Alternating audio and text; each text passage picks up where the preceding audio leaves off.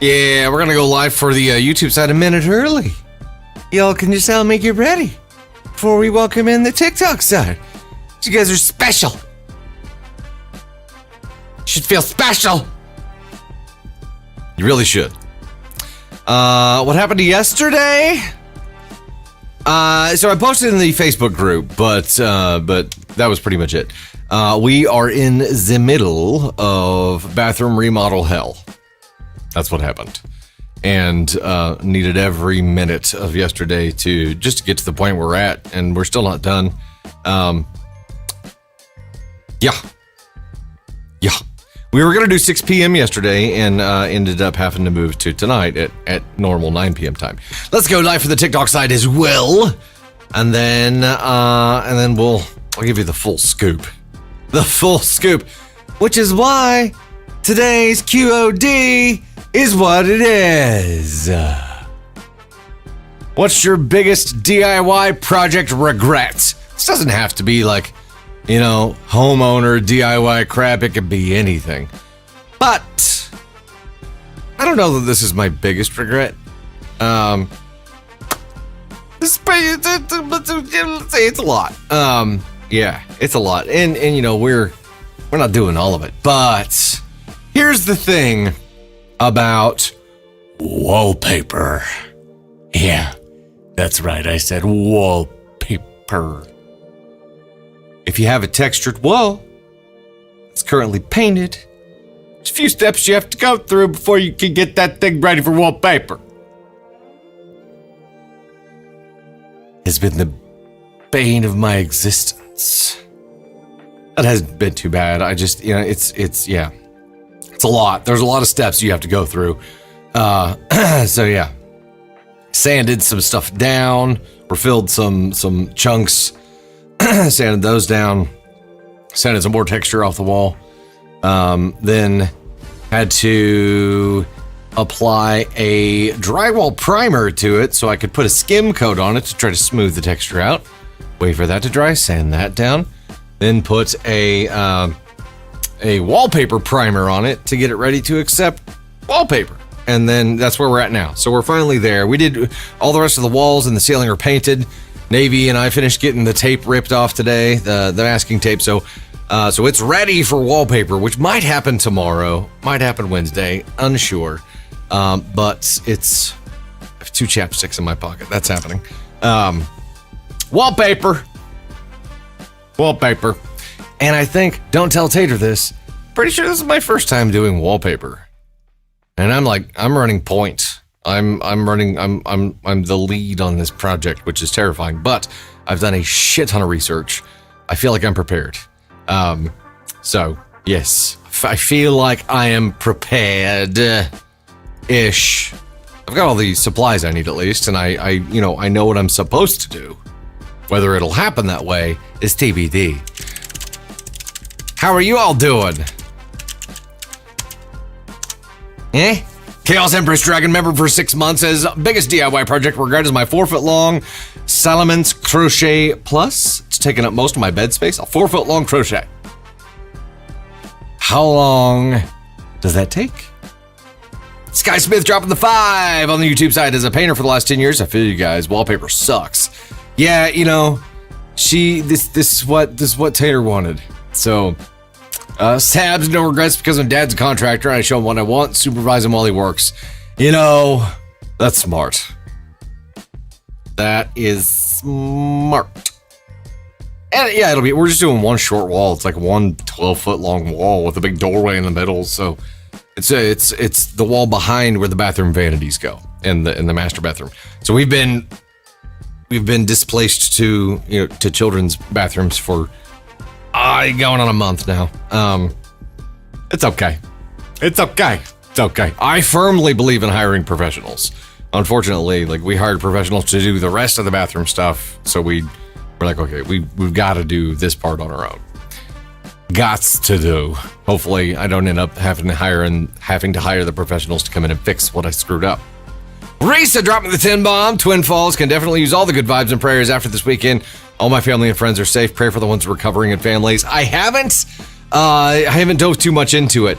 But I have seen it is, yeah.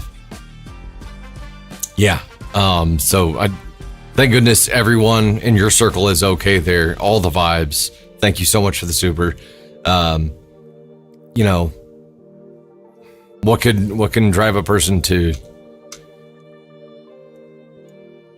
do that kind of shit is just unreal. Unreal. Urban Mountain Dew, thanks so much for the roses. Pamela, with all the roses as well. Shay, Jersey Blind Girl, Jessica Ann, Amy Castro, Red Wolf, Tammy Hazella. Tammy Hazel.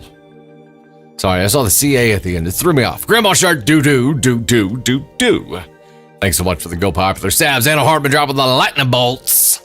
Emily Ray, Grandma Shark, Shadow Wolf, Mackenzie with the Bloom Brass. The Bloom and the Brass. Speaking of, I have not yet seen the edits that Caden Thunder has worked on from our call. I'm going to have to ask him about that. Kayla London, Urban Mountain Dew, again, Anna Hartman, thank you so much for the love. Appreciate that. Jersey Blind Girl, I rent, so there's no regrets. You know, you're smart too. Caitlin Pelletier, Art, Cindy Lou, Shikanta, Urban Mountain Dew, Kitty Cat Queen, thank you for the love. Appreciate that. What happened now? No, we just got the bathroom remodel project going on, and oh, you mean the Twin Falls thing? Yeah, you'll have to look it up to get the full scoop.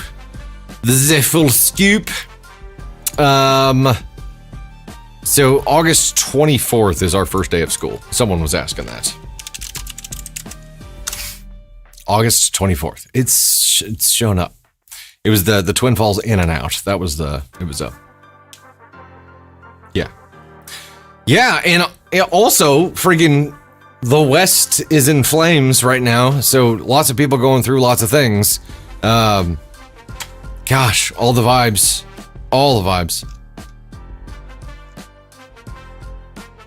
Michelle, you're gonna pass out. I understand. 4 a.m. Good gravy. Urban Mountain Dew, biggest regret is refinishing and redoing wood floors. Been there, done it, sucks. Good God, you got the big giant sander thing? Yeah? The big giant one that has like the belt sander or the circular one? You got to do the belt sander for wood floors, right? Because you can't you're not supposed to go against the grain, right? I think it's been a long time, but I did it. My first house was a tiny little thing. I'm just like a 900 square feet, but it was all wood floor, and I sanded all of them down, and then stained them like a dark, and then did like a clear epoxy, not an epoxy, did a poly over it, like a shiny poly, and it was crazy. What's up, Dory? We have a special guest. Just arrived and scared the shit out of me. What are you doing? Did Tater get a hold of you? You had a conference? Okay, gear-wise, I'm not prepared for this. So, why don't you come up here for a second and let me get prepared for that. Nerd Dad dropping the 5 gifted memberships on the YouTube side. Vampire Girl. We've got Evilly Stories. Let's see if I can figure this. Evilly Staristev. Crochet Kitten. Teresa. Welcome to the Gosh Heckin' Fam. Courtesy of Nerd Dad. Nerd Dad. We have Tony. Should I tell him? No, I was. Tony is in the house. I hadn't yet told them that we don't have Tater tonight because she has to go to an early thing tomorrow with Navy Thunder, and all the teens are gone right now, so we have nobody to watch Navy Thunder. So Navy was going to be here. She was going to be up super late. She's been up super late for a few nights now, and has been waking up at like noon. So this was a day where we had to try to get back on track for her. So Tater was staying behind, and I was flying solo until about 15 seconds ago. So that I can get his camera turned on and hopefully get it rocking and rolling for the stream tonight. Let's welcome up to the main stage here, the one, the only, Tony Spark!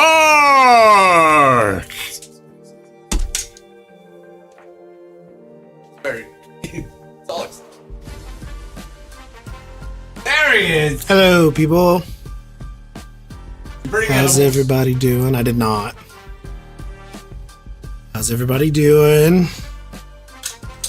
It's just Tony. It's a school night.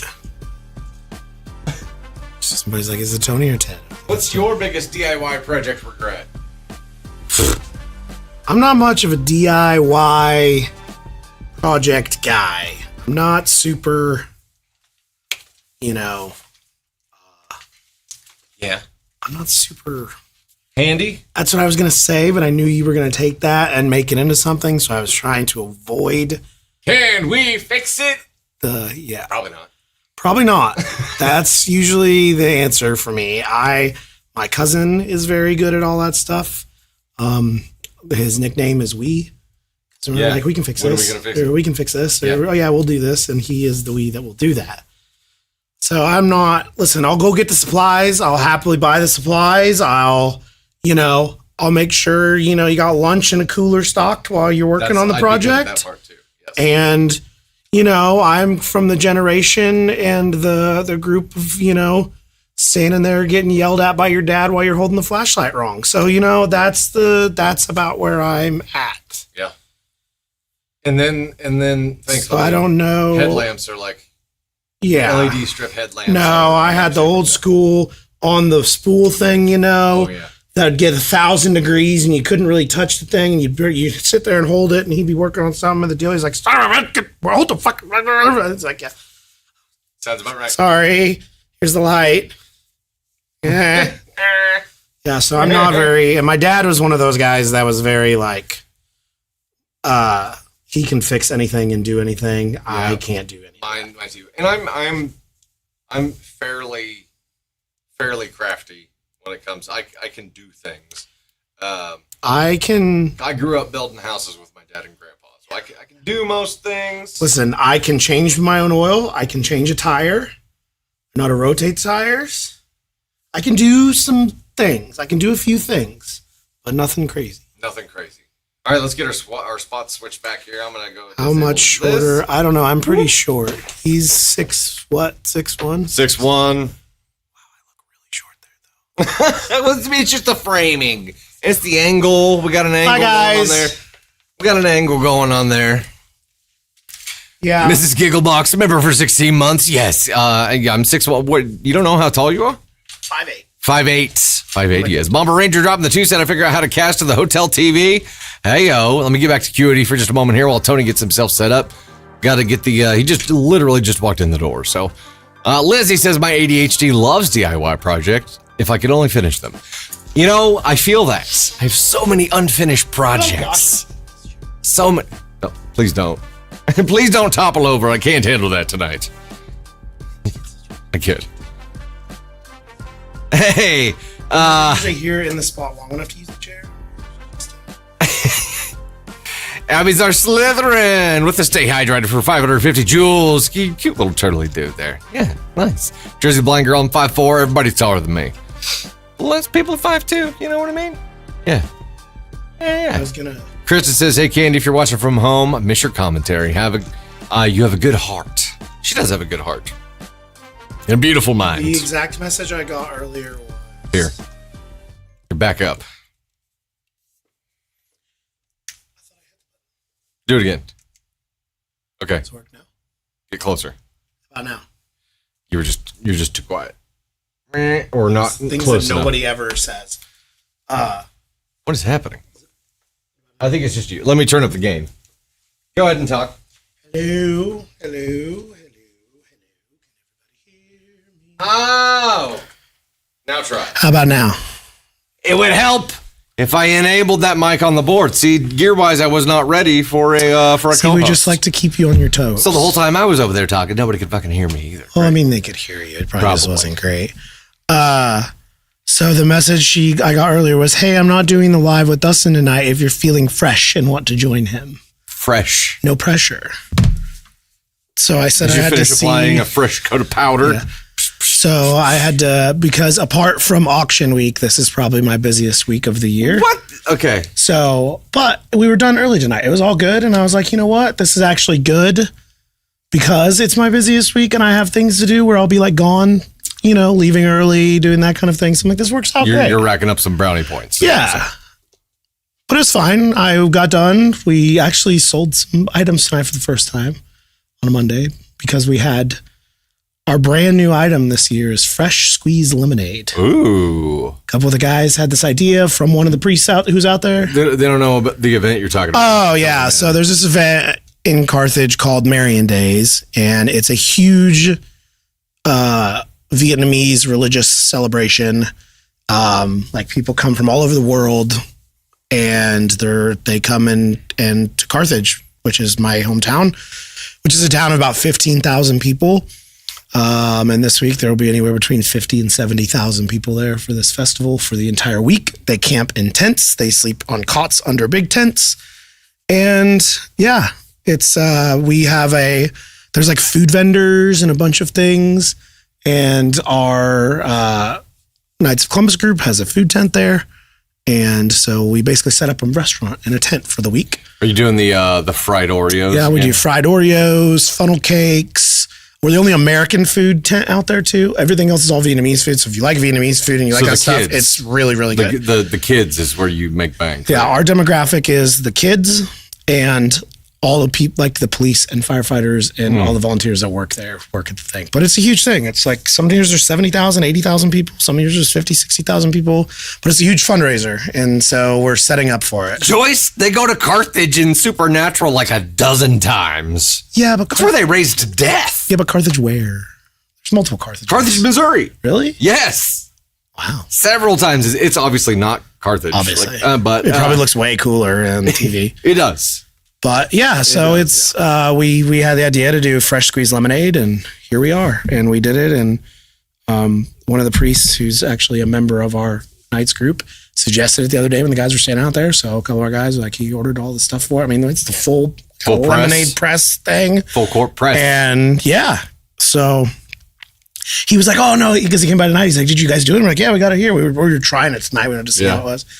And so he just starts yelling at people to come by. And the next thing you know, people are throwing us money. Hey, y'all. The next thing you know, we were not prepared for this. We're making lemonades and stuff. So, but it's doing good. It's pretty, I missed setup last night. So, or yesterday, I decided to enjoy my full Sunday at the lake and not come back and do all the, real manual labor part of it. But I'll be out there every day after work. So come see Tony at Marian Days in Carthage, Missouri. Friday, I'm usually there all day. Saturday, I'm usually there all day. Sunday, we clean it all up. But Saturday, I'll probably be there from like 8 a.m. till probably 2 a.m. And the same probably on Friday. It's a lot. Well, I'll be hanging wallpaper. And then, and it's also, I don't know if it's 100 degrees, and this is all outside under a big tent, and it's hot, and standing over fryers. Staying over funnel cake fryers. The thought of eating a fried Oreo while sweating my ass off, imagine making one. Might as well be an ass torpedo. It's fun. It's a good, what's the word? Like fellowship and camaraderie for our group. You see a lot of guys that you don't see at all the meetings or regularly, like, because it's kind of, we've been doing it for like 30 years. We're on the original thing. It's our biggest fundraiser, and it's a lot. I mean, we basically set up a restaurant for a week. Like, I'm in charge of ordering all the food and working with the food vendors, and it's a whole, like, we have truckloads of food. He's like your favorite board member. You know what I mean? I'm the guy who the fundraiser will do it, because I won't say no, so I'll just do it. Like, then I went to Sam's after work and loaded 3 flatbeds completely full by myself and did that. And it was fine, because here's why. And I know we need to get started, but it is faster for me to just go do it, because I know the list. I know exactly what I need. It's easier for me to just go do it, and quicker to do it by myself than to be like, stop it. Than to be like, have other volunteers go to help do the shopping. Like, no one knows you like Rosie, a stranger. To have like 3 or 4 like guys, it's like, no, just let me go do it. Let me buy all the stuff. Let me get the supplies. 3 or 4? Okay, stop. Okay, let me get a little. You know what I'm saying. You know exactly what I'm saying. I know Sometimes exactly it's easier to just do it yourself.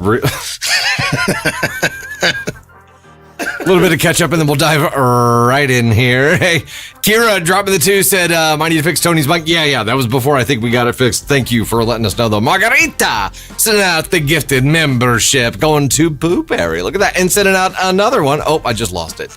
Gotta go back and find it now. This one going to, hey, Abby's our Slytherin. Look at that. Welcome to the Gosh Second Thunder crew to you both. Holiday dropping the $1. Thank you so much for the love. Appreciate that. Michelle Heather, afternoon to you as well. Kira dropping the $1. Thank you so much. Greatly appreciate all the love. Amber C, I do it myself regularly. Sabs with the bloom brass. Jessica and Candy. Maurice. Myra Catalina. Maurice with the 16 roses. Thank you so much. Myra Catalina.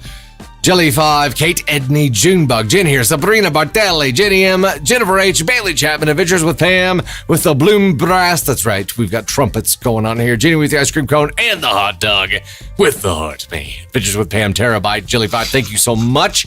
I'm going to go ahead and jump right in here. Let's get some notes rocking. Coming up, we have stories about update time. Am I the astronaut for cutting off my daughter after she slept with her sister's husband?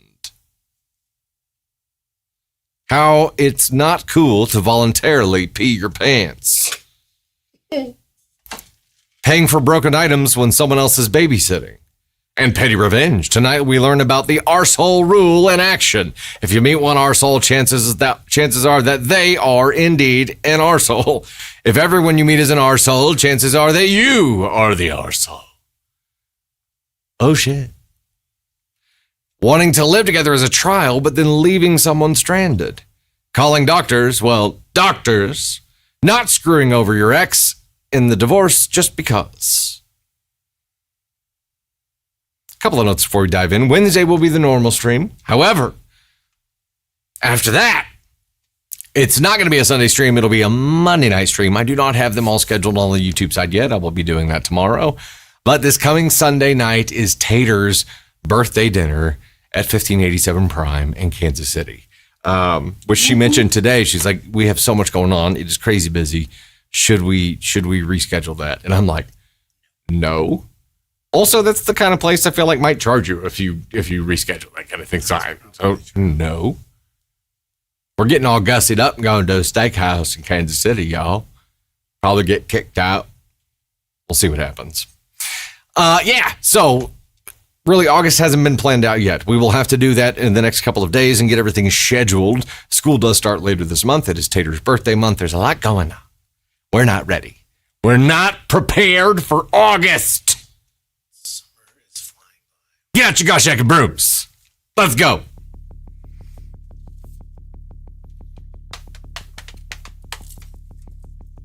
Booberry. Yeah, you got it. Yeah. Nice. Welcome to the Gosh Heck Thunder crew. For Alan, I don't know. It's Latiana Dracon. Thank you so much for the love. For Alan again. And Sue, Jenny with the ice cream cone. Jen here. Thank you. Let's get rocking and rolling. See, I was fully mentally prepared to have to be a one-man show. And I can leave if you need me. No, I think it's great. I can just go sit over in the corner. I think it's great because now if I have to poop, somebody can take over the steering wheel. You know what I mean? That is true. Tater did make a very spicy meal for dinner, and I'm concerned. Not going to lie. Yeah, that mixed with lunch. Terrible idea. My body's like, what do you do? I thought double bacon cheeseburgers were today. I'm making smart food choices today. I don't know who thought double bacon cheeseburgers and fries. I don't know. I just wanted a burger. You know what I mean? Sometimes you just want a burger. Update time. Am I the astronaut for cutting off my daughter after she slept with her sister's husband? Here's the final update. Do you remember the previous story? I have. I might get the idea of it here. I'm trying to think. I'm trying to remember as well. So the OG post was her two daughters, Emma and Chloe. Emma was married to her husband for 11 years. They have two children together. Chloe's married to her husband for 8 years. They have one 5-year-old son. Yep. Yeah. Trying to remember. I think I do remember this story. Emma, do you guys remember the story of Emma and Chloe? Emily Ray, I vividly remember this story. Emma was not remotely sorry. Yes, okay. I want to say I originally found the story and sent it to Candy Thunder. Probably. The moral of the story was, I think I do remember it now, though. Don't be an Emma. That was the moral of the story. Yeah. Okay. All right, let's dive in. Here's the final update. July 23rd, 2026, 17 days later. I said after my last update that I'd come back one last time once things had settled down, so this will be my final post. First, thank you to everyone who commented on my last 2 posts. I read and replied to more comments than I expected. Some of them were difficult to read, but they gave me a lot to think about. To answer the question I saw the most, Chloe's son is definitely her husband's. Chloe is white, her husband is black, and their son is mixed race, so there was never any question about that. The divorces are still going ahead. Nothing has been finalized yet, but neither couple is trying to work things out anymore. A lot of people also asked about my sisters. Yes, they knew about the affair before Emma found out. They admitted that they stayed quiet because they thought it was a family member. They thought it was a family matter and hoped it would end before anyone got hurt. I understand why they thought that, but I can't agree with it. Emma spent years being lied to while people around her knew the truth. I've decided to cut both of my sisters out of my life. I don't know if that'll be that forever, but they have broken my trust. Over the last few weeks, I've spoken to both of my daughters separately. I asked Emma if enough time had passed for her to even think about talking to Chloe. She said no. She told me she isn't waking up angry anymore, but that doesn't mean she's forgiven her. She said she accepted that the truth was always going to come out eventually. The only thing she could control was what she did after she found out. She also said she has no interest in having a sister anymore. As for her husband, she told me she's made one thing very clear. She'll only respond if it's about the children or the divorce. Everything else gets ignored. What surprised me was that he hasn't stopped trying. He sent long apology messages, video about forgiveness, and even Bible verses. None of us are religious, so that confused all of us. He keeps saying she was the only woman he's ever loved and that he made one terrible mistake. Emma hasn't replied to any of those messages. I also found out something Chloe never told me. In my last update, I said Chloe told me the only message Emma sent before blocking her was that she was no longer her sister. That wasn't true. Emma later showed me the messages.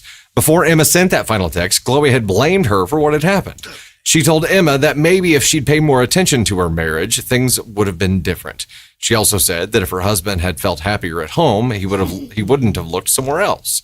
Reading those messages made me feel sick. When I confronted Chloe, she admitted she had sent them. She said she was angry, desperate, and trying to make herself feel less guilty. She told me she regretted sending them almost immediately, but by then Emma had already blocked her. Oh wait, so it's don't be a Chloe, not don't be an Emma. Yeah, it's don't be a Chloe. I had this story confused. Chloe also told me she's moving to Washington once everything is finalized so she can stay close to her son, but in Florida. They allow divorced families to stay, so I don't know why his father is planning to move there to be closer to his family, and Chloe doesn't want to be too far away from her child. She admitted she'd tried contacting Emma's husband after everything came out, but he never answered any of her messages. She eventually stopped trying. She also told me she knows she'll never get her old life back, but she hopes moving will give her a chance to start over. I told her that starting over doesn't erase what happened. She agreed. A lot of people asked if I've forgiven Chloe. I haven't. I still love her because she's my daughter, but I don't trust her anymore. And right now we do not have a relationship. Maybe that changes one day. Maybe it doesn't. I honestly don't know. This whole situation has changed our family forever. Emma lost her husband and her sister. Chloe lost her marriage, her relationship with her sister, and most of her family. My sisters lost me because they chose to stay quiet. This will be my last update. I hope one day all of us can find some peace, even if we never become a family again. If I missed out on some details, I will respond in the comments. Thank you, Reddit. Okay, whilst reading this story, it became abundantly clear to me that I do not remember this. You don't remember this story? I think it was all coming back to me. It was all coming back to me. But give me the TLDR. Well, I don't know. I don't know that I could do that. Emma, Chloe's the villain. Emma, was this where they found the messages. The affair had been going on for a long time. Yeah, anyway, I love that the husband is like, well, I only made one mistake. Okay. I just made one mistake for years. Like, I made one mistake for years of having an affair with your sister. So yeah. It's one mistake. I mean, come on. And also, I was like, well, this affair, I slept with your husband, but it's really your fault because you should have paid him a little more attention to him. Like, no, maybe you shouldn't have slept with your sister's husband, you good time Sally. Oh, yeah, it had been happening for 4 years. Yeah. That's right. The affair had been going on for almost 4 years. Emma was devastated. She kept asking me how her own sister could do this. Okay. It was coming back to me when I saw the 82 times in one day that she called. I was like, that's when the story kind of clicked back. I was like, I remember the story. Yeah. I mean, God, what a terrible person to be like, well, you should have paid more attention to him. Maybe I wouldn't have fucked him. No, I don't think that's on her. I think that's on you. What is your vagina, the Humane Society for like for stray dogs? Like, is this what the fuck had happened? Like what? When dicks are neglected, they go there. Is this what happens? Yeah, well, that doesn't mean that you have to accept it. It's not Chloe's fault. It's Emma's fault for not paying attention to her husband, and then like it's also not her fault because her husband the dude only made one mistake. That mistake was Chloe. Yeah, there's only one mistake. What an idiot. These people suck. You know what they do? Years. Are they? Did they say they're not together? Right? Like they're divorcing, but they're not. No way. But you know what they should? They sound like they deserve each other. They both sound like terrible human beings. Yeah, but people this terrible getting together. Oh yeah, it'd be so much drama. It would be. What was the Will Smith superhero movie? Hancock. It'd be like that. Like every time they're drawn to each other, but every time they end up together, dude, it's he was such a dick in that movie. It was not a great movie, but I also thought massive explosions. Good movie, but it was not a great movie. But I liked that movie. I don't know. He was in such a bad mood. Yeah, all the time. Drunk. Yeah. Yeah. Well. Yeah, she says, hopefully this is the final update. Hopefully this whole thing's put to bed. It sucks that, they basically imploded an entire family because they couldn't keep in their pants. Yeah, these people suck. This guy sucks. This girl sucks. Almost everybody sucks. Almost everybody sucks. I mean, Emma obviously sucks because she didn't pay enough attention to her husband. So that's her fault. Like... It's such a wild thing to blame the affair on. Well, I mean, would you really expect Chloe to have accountability for this? I mean, no. At this point, like, what do you expect from Chloe? She's not going to change who she is. No. She's obviously a terrible person. The only option is to cut out that she's dead tissue. Move all the way across the country to Washington because sounds like she's gone through all the men where she's at. She's going to move on to the next. She's kind of, there are a lot of people who only want it if it's something they're not supposed to have and it's something their sibling has, right? Yeah. And this was that kind of thing. Now that that whole thing is imploded, she probably doesn't even want him anymore because now he's available. Well, yeah, no, she's like, okay. The excitement's gone out of it, Yes, like the chase. There's no chase. The chase, no the excitement, the hiding, the secrecy. Like people think that's hot and they like it, and then when that goes away. Boo. These people suck. Let's do this. Give him the good old bizzo. Sucks.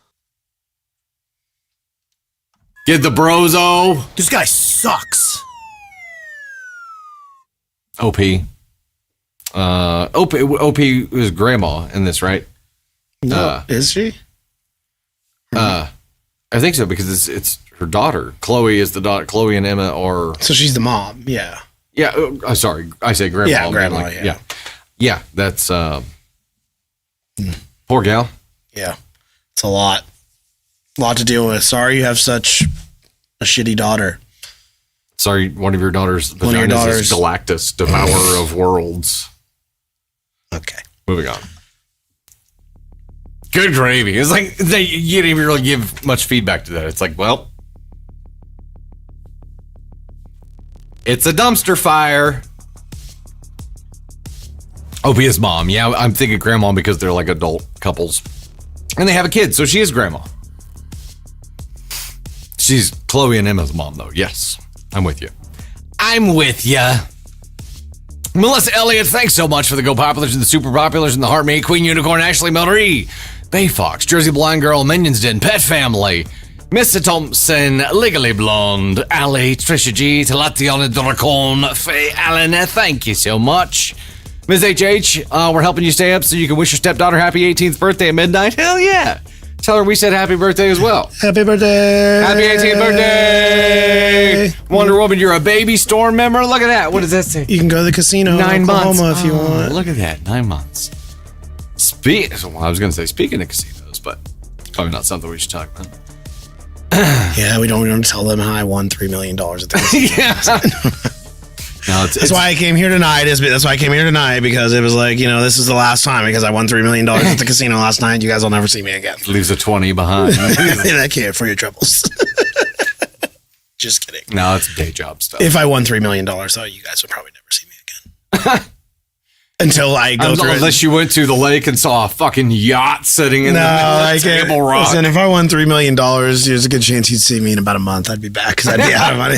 I'd have done blown it all. It's over. You're like, well, my gambling losing streak continues. We joke all the time that whenever the lottery, it gets $600, $700, $800 million, I always joke with all my friends. I'm like, man, that'd be awesome to win that. We would have a great 6 months. Yeah. I don't think you could fathom the amount of money that I could spend. You would MC Hammer that shit up real quick. I figured it up one time. We literally figured it up. My cousin and I, she's like, there's no way you can spend this amount of money. So we penciled out $1 billion. $1 billion. How much of that went to booze? And well, that's just, discretionary fund. Oh, is it? So the slush fund. We talked about how, because we tried to figure up, payroll for the year for my employees. Yeah. Because I'd have to have an assistant to book everything for me. Okay. Would you have employees or would you have an entourage? I'd probably have an entourage. You would MC Hammer that shit. Like you put people on payroll. I would spend. You would David Rose that. I would spend it all. I already have my house picked out: yacht, plane, helicopters, houses in multiple different places. Actually, no, I'm out on the helicopters. I don't trust helicopters. I don't like helicopters. R.I.P. Kobe. I don't fuck around. There's no way to jump out. I don't fuck around with a helicopter. Not if it's going down, at least. Although, some helicopter pilots claim, if the engine dies on helicopters, sometimes it's better. They can get you down safer than a plane. And I'm like, I don't believe that. I don't. Listen, I am not a physicist or an aerodynamicist or a, aerospace engineer. There you go. But helicopters have the little blades that go like this, and they go up. And then when that stops, I would think gravity goes. Icon A5. It's the one I showed you the other day. There's a thing called the Icon A5. It's a light sport plane. The wings fold up and it goes in an enclosed trailer that you can pull behind your car. But it has just a single prop on the rear, but it can land in water. So he flies it down to the lake, just parks it right next to the boat. See, here's the thing. I would just have a.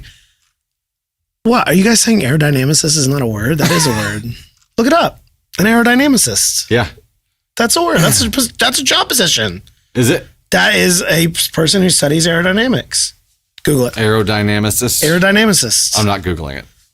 Fine. I'll Google it. Okay. I'll start the next story while you Google it. In an effort to... Just because I said I wasn't an engineer doesn't mean I'm dumb. I am dumb. Okay? Aerodynamicist. Oh my God. I just pulled up. I was like, what does this mean? I typed in the search bar. And then I remembered what we discussed earlier. Oh no. Yeah. It's in my search. We're not going to talk about that. Search bar. We're not talking about that. All right, here we go. Next story, y'all. Yeah, damn it, Jim. I'm not a doctor. I'm a doctor, not a doctor.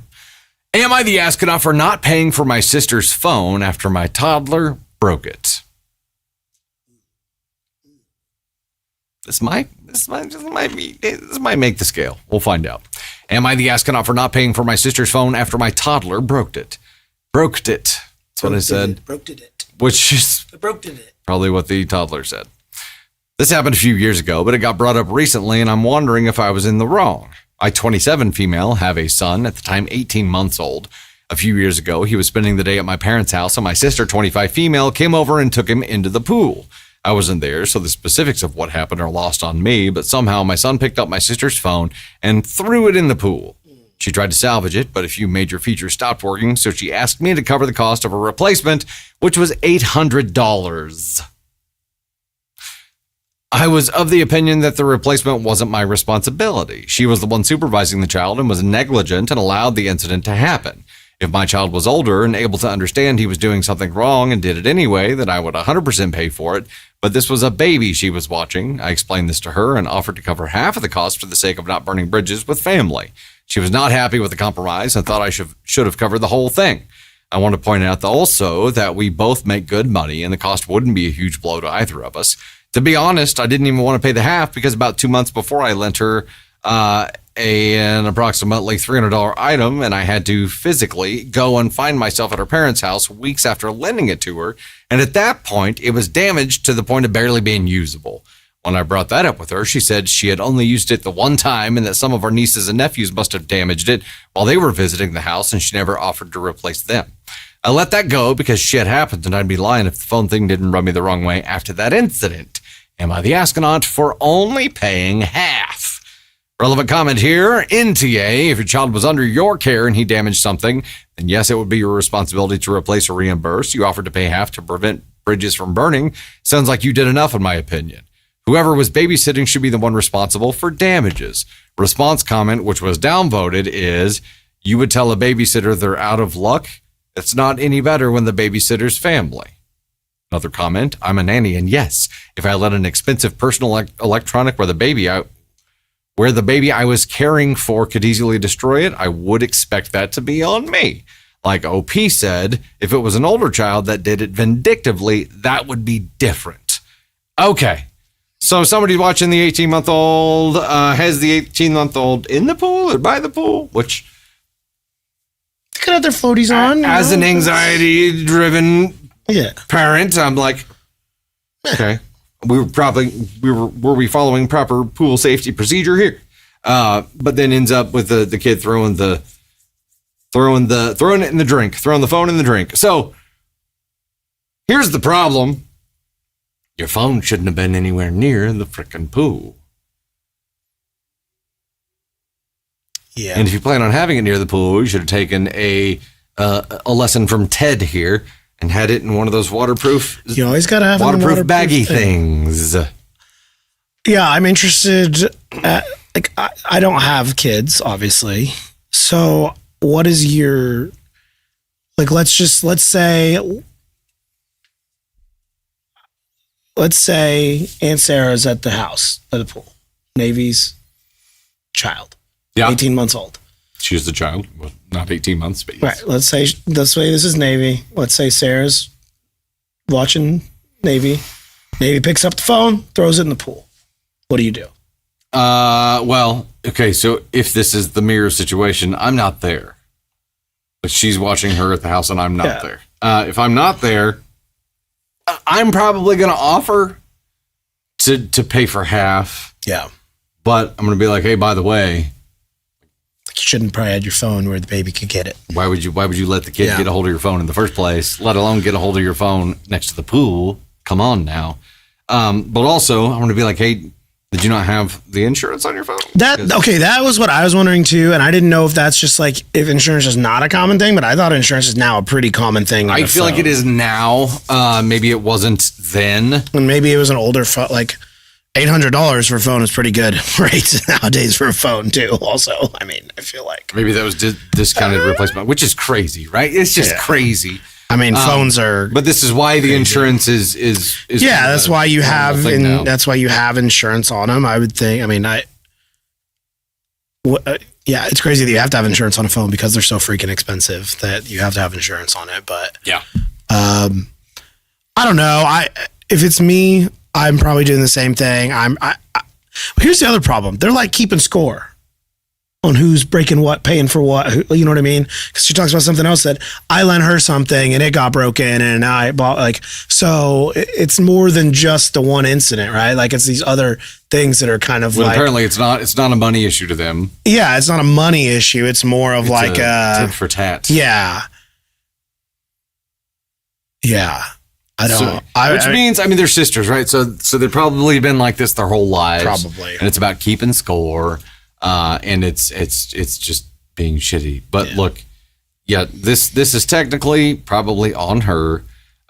She was negligent in leaving her phone laying around. Her being demanding that you cover it is a bit much. If she hadn't demanded that, you probably would have offered to cover half. Right.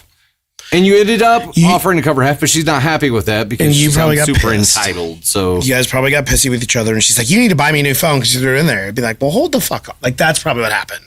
Is it probably was sister's fighting with each other that turned it from instead of just being like, hey, like, no, I don't. My phone in the pool. So I don't think we could say it was an unsupervised baby by the pool. Yeah, I mean, I think it was. She was with the kid. Yeah. It's like the kid fell in. She was with the kid, and the kid grabbed her phone. Maybe she was holding the kid when this happened, and chucked her in, and chucked the phone in, not the baby in. Yeah. So yeah, but I mean, I'm probably offering to pay half. And be like, especially because both of you, like, I am too. It's not like. No, it'd probably be a different situation. Like, you know, if the baby threw an $800 phone in the pool and sister is like, can't afford that, then you're like, okay, different fine, situation. Like, I'll take care of it. But both of it is like, it doesn't sound like it's that big of a deal. Like, I'm offering to pay half of it. And then I think at that point it's on the sister's phone got thrown in the water to not be insulted about that. Yeah. Like, she's like, hey, like, she's saying, yeah, my kids are in the pool. I'll help pay for it. But also, like, you got to be a little more careful with your things around a baby. Like, that's just like common knowledge. That's common knowledge around a child. Like, don't leave knives out on the, like, you know what I mean? Like, it's the same thing. You have to be aware that there's a child laying around. Like, when there's kids around the house, it's like, oh, you better put this up, like, where the kid can't get to it. Like, that's kind of like common knowledge, whether you're in a pool or whether you're not in a pool. Because what if you're just in the house and she chucks it and throws it on the floor and breaks the screen? Like, you gotta be, like, you gotta know that, like, there's a chance. Like, if it's within reach, it's kind of like, you know, kids. And this might be on Bob. Kids and dogs, you know, they're kind of the same in a lot of ways. You're like, you know, you leave something out on the counter, the dog can reach it. You leave some phone out there, they can reach it. You know. Sorry, I was. You were talking about dogs, and I had a flashback to just a couple of hours ago, right before leaving to come here. Sunny had come outside, and Navy was out there with me, and we took Sunny out so she could go to the bathroom. I saw Muffin. Yes, it is very much like the episode of Bluey when Muffin ends up chucking the phone into the pool. Sunny has this thing where she has to have the zoomies. Like, she has the zoomies, she'll run a couple laps, and then she's ready to poop.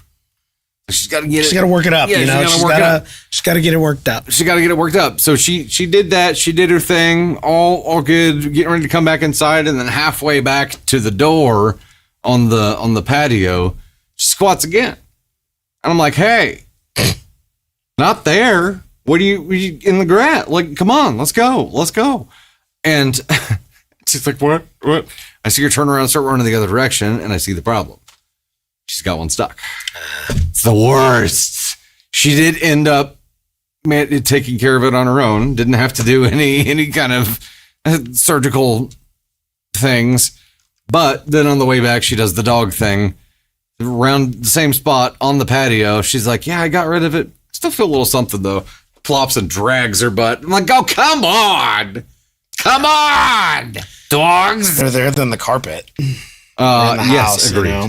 Agreed. Better than the carpet for sure. Okay, so what do we say about this? Am I the astronaut for not paying for my sister's phone after my toddler broke it? So OP is the mom with the 18-month-old who ended up offering to pay half. Yeah, I mean, you're offering to pay half of it. I guess you should be not paying for the entire phone.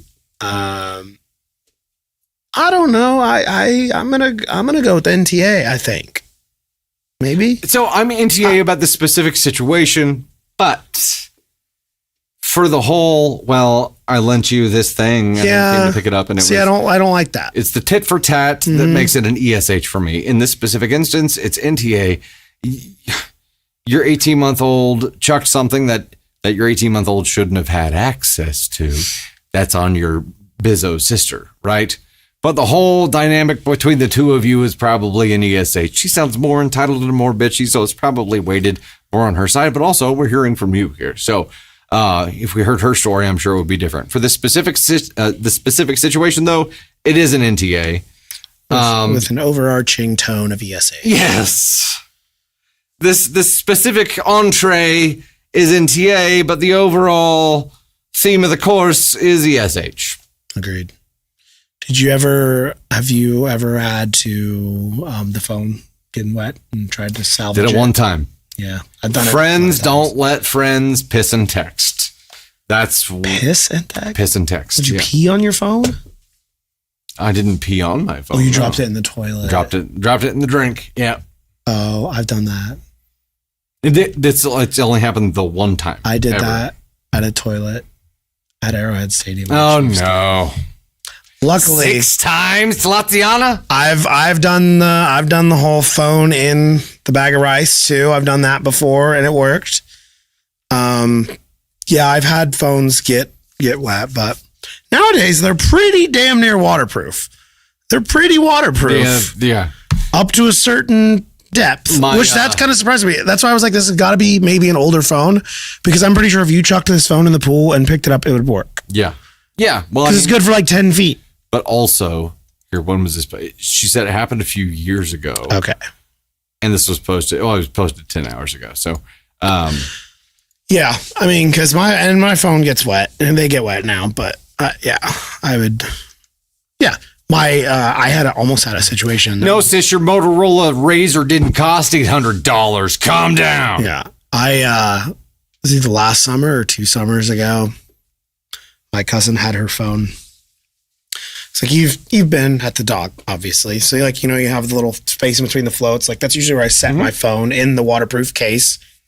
And I usually underneath? Set it underneath, so I can reach it easily. Oops, I can reach it easily from the water. And my cousin had her phone, and she doesn't ever put hers in a float, including this weekend. She was out on the water all day, and she had a few beverages. And she was DJing in the water out on the just out floating like this. And I'm like, me and her husband are both like, oh, that you are playing a dangerous game, sister. She ended up dropping it? No, she didn't end up dropping it. But a couple years ago, I had mine sitting there. Wait, that was a lot of buildup for a whole I'm getting back. Well, that was fast forwarding to this one. I had my phone sitting on the thing, and she had told me she was setting her phone like by my phone. And Ted was ready to change the song, goes to grab my phone, and plop, her phone was on top of it. And the sound of an electronic device hitting the water makes a sound that is it's unmistakable. It's like literally a plop, and you can hear it. And it's like, oh no. I was on it. I just dove. I just went down. I went down, dove down, got it straight. I'm like kicking. It's getting dark. I'm kicking. I'm reaching. I'm like reaching out. I'm like, got it. Got it. You found that? And I came back up, and it was like, ha! I was like, I got it. And I saved the phone. That's amazing. And it worked. Which it was a little garbled for a few days, she said, but it finally ended up working fine. I saved myself about $1,000. This is a question for everyone, and this should be a QOD, but I'm burning it now because it's timely. Do you open your eyes underwater in like lakes, creeks, whatever? In that emergency situation, absolutely. Did it burn like a motherfucker? No, it wasn't bad. Okay. It's a clean lake. I don't open my eyes underwater, like not in my pool, not nothing. I usually do. I mean, I did when I was a kid, but man, I dove. Like I was kicking. I mean, I was outstretched, and it was like literally. I mean, and it was getting to where it was going quick. And I mean, I just got it. I'm like, I got it. It's amazing. It's amazing. Our friend Mike did that with his phone in the dark. Pools, yes. Lake, no. Only in dire emergency? Hell no. I'm with you on hell no. Yeah, it was an emergency situation. Jen dropping the 10 on the YouTube side. If you get the little packs of silica gel that comes into everything these days, it works even better than rice for absorbing the water in a drowned phone. Yeah. Interesting. I got a bunch of those for like instrument moisture prevention kind of things. Do not go in lakes and ponds. Freaks you out big time, Booberry. Same. Blind without glasses, there'd be no point. I just don't. I used to open my eyes underwater in pools. Yeah, I did too when I was younger. Yeah, I just don't now. Navy uses her goggles everywhere. She's a goggle kid. I'm just lucky that our lake is pretty clear that I can still see. Yeah. But Mike did that, dropped his phone walking down the dock at like 10:30 at night. And for some reason, because the lights weren't working on things, so he had his flashlight on, and it was very full at the time, and somehow dropped it. And we heard, me and my cousin are sitting on the boat at the end of the dock, and we hear the splash of a phone, and then we hear a thud and a big splash. And I'm just sitting there, I'm going, someone's in the water. And him and his buddy were pretty well full. And we were like, oh no. And Kevin would run down. And we see Mike pop up out of the water with the phone in his hand. Because the only thing he could see was because the flashlight was on, he could still see it, but it is pitch black outside. Oh my God. And yeah, it was crazy. And he dove, in between, you see where the boats are and the thing? Like there's not a lot of room there. No. He dove through one of them, through one of the opening, hit his head on the boat as he was going down to try to get it. He dropped it like. Oh, he dropped it in the walkway. Oh my gosh. Yeah. Who was it? Kristen, we got gators down here. I'm not going in the water aside from my pool. Yeah. See, yeah, that would freak me out. Is that okay? So speaking of the Floridian area here, is that why like every house has like the net pool enclosure thing? I mean, I feel like a gator could just like get right through that. You mean like the big thing over it? Yeah, I think that's just for like every pool has the enclosed structure that's like netted. It's not glass. It's like a screened in deal. Just for bugs. Yeah. Yeah. I think it's just for like. Maybe. I'm learning about life here. For bugs and dropping iguanas. Yeah, iguanas are thing. Mosquitoes, bugs, birds, lizards. Maybe we should get one. We get snakes and frogs and lizards. I'm kind of glad. I'm glad we don't live in a place that has those because I'd be really sad. Like if we had like if I couldn't go to the lake, you know. I would not be like you're not gonna find. I'm not getting in a lake in Florida. No. There's no gators, but we found that 3-foot long gar. Yeah, but that's not gonna bother you. No, that's true. He's more scared of you than you are. That's true.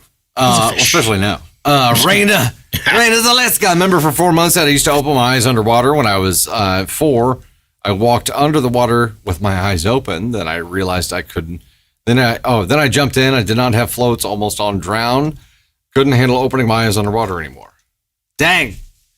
Yeah, that'd do it. I don't know why I stopped. I don't know what the trigger, like the pivot point for me stopping to do it was, but I just probably stopped. You just like get old enough. You're like, oh man, my eyes burn. It's not worth it anymore. You know what I mean? Like, I think it's just like you get to the point where it's like not worth it. Right? I also, for the longest time, never wore sunglasses. See, I'm never did. I'm a only. Now I do. I'm like a only at the lake in the summer sunglass guy. I do it when I'm driving, and that's it. See, I don't. I just leave them in the car. I have them in the car, and I won't always use them. So the lake in the summer, or when it's like snowing. Yeah, when it's like bright and snowy, you have to wear them. Then it's way too bright. Then I don't know. We're just going in every direction. And then when I get too elevated, then I got to put sunglasses. You know, because it's awful bright. Yeah, I'll sit there with my sunglasses on, and Ted will be like, "People are like, it's midnight. Why do you have sunglasses?" I was like, "Because my future's so bright." My catchphrase is always because my future's so bright, or I would be like, because can't see the haters. Can't see the haters. Oh, Raina, no, you were fine. Words are hard for me today. I read a member exclusive story earlier today. I did 2 member exclusive recordings for YouTube members, and one of them was the longest story ever. Maybe not quite so long as it was rambly. And, he had a minor crash out. I at one point crashed out. And I was yelling at OP for having too many words. It was a lot. So my brain is like worded out already. Anyway. Yeah, he had a little crash out. We gave OP an NTA here. We'll go ahead and pivot over to our next story. I'll get some catch up done real quick. Yeah, my first crash out is already out of the way, which makes the proceeding crash outs much easier, right? Like I broke the seal. Bobsy, thanks for the Go Popular. Lindsay Vance, Dizzy Blue Eyes, Bobsy again, Rock Wolf, Natalie and Pixie, I don't know, with the cocktail.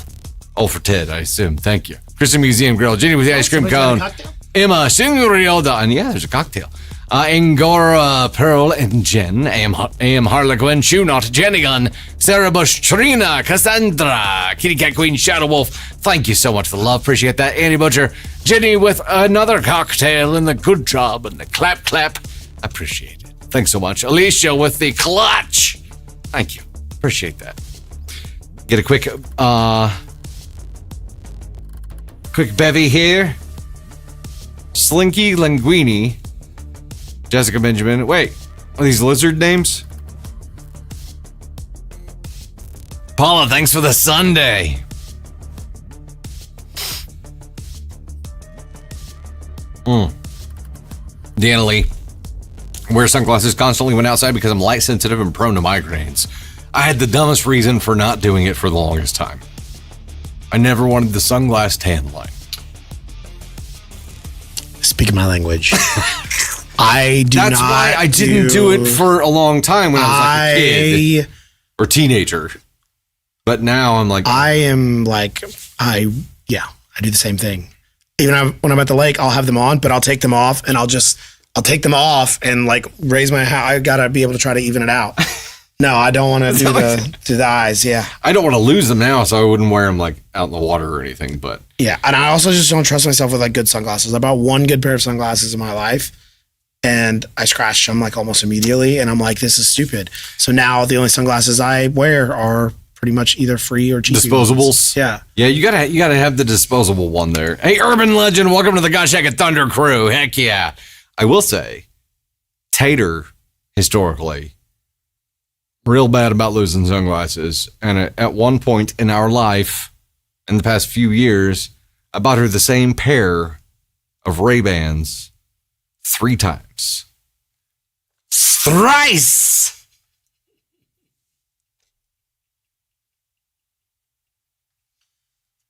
Well, maybe the toddler threw them in the pool. That would have been retrievable. Yeah, so I like keep mine protected, and they're all in. I have one pair that is like my daily beater. Yeah, even the cheapy ones that I have now piss me off because they're getting scratched in the same spot, and it's like right there. It's like because I think when I put them on something, like they just scratch, and so it's a pain in the ass. I can fix that. They're cheapy plastic. Like, I don't think they can be fixed. I mean, do you have a magic solution? Well, a lot of times you could use like car wax and buff it, and it fills the scratches. I mean, that's what it does. It fills the scratches with a clear coat, and then you can buff it, and then it might work. Interesting. It's like the old CD fix, the CD Surface Fix, same kind of thing. Yeah. I mean, I know a guy who can pretty much give me the unlimited supply of the sunglasses that I wear. So, well, then just do that. you know, Just do that. Oh, you got the transitions, Jessica Benjamin. Yeah, if you wear glasses, and you need those, it's a different ballgame. I'm lucky and glad I don't have to wear glasses because I would always have them scratched. I would always lose them. I would always forget them, and I'm just glad. Maybe that's what I'm afraid of. Maybe that's why most of the ones that I have, I don't wear out. 2013, 2030, whatever. 2030 is really good enough. All right, Ken. Sometimes when you have one pair of sunglasses. Oh, God, no. We're not ready. It's too soon. And also too far away. Ooh, okay. Reunion's coming up. 28 days. Talk to me a couple days before the reunion happens. You don't like reunions, though. I hate reunions, dude. It's too much screaming. Everybody just argues over each other, and I'm like, can't. I just walk away. All right, here we go. Next story. My 28 female boyfriend, 27 male, of 3 years refers... That, in a title, is worthy of this.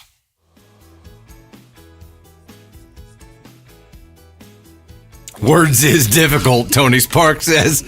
Words is difficult. Sorry, Lieutenant Dan. Ruined your title. We started.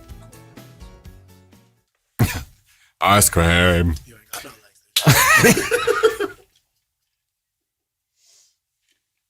that. Speaking of Uplift, the company who my desk is an Uplift desk, so it's like normally I'm sitting down during my Muggle day doing my marketing agency work, but for the show I raise it up so I can stand up and do all the things. And the motor was kind of slowing down, probably largely because I have a ton of shit on it.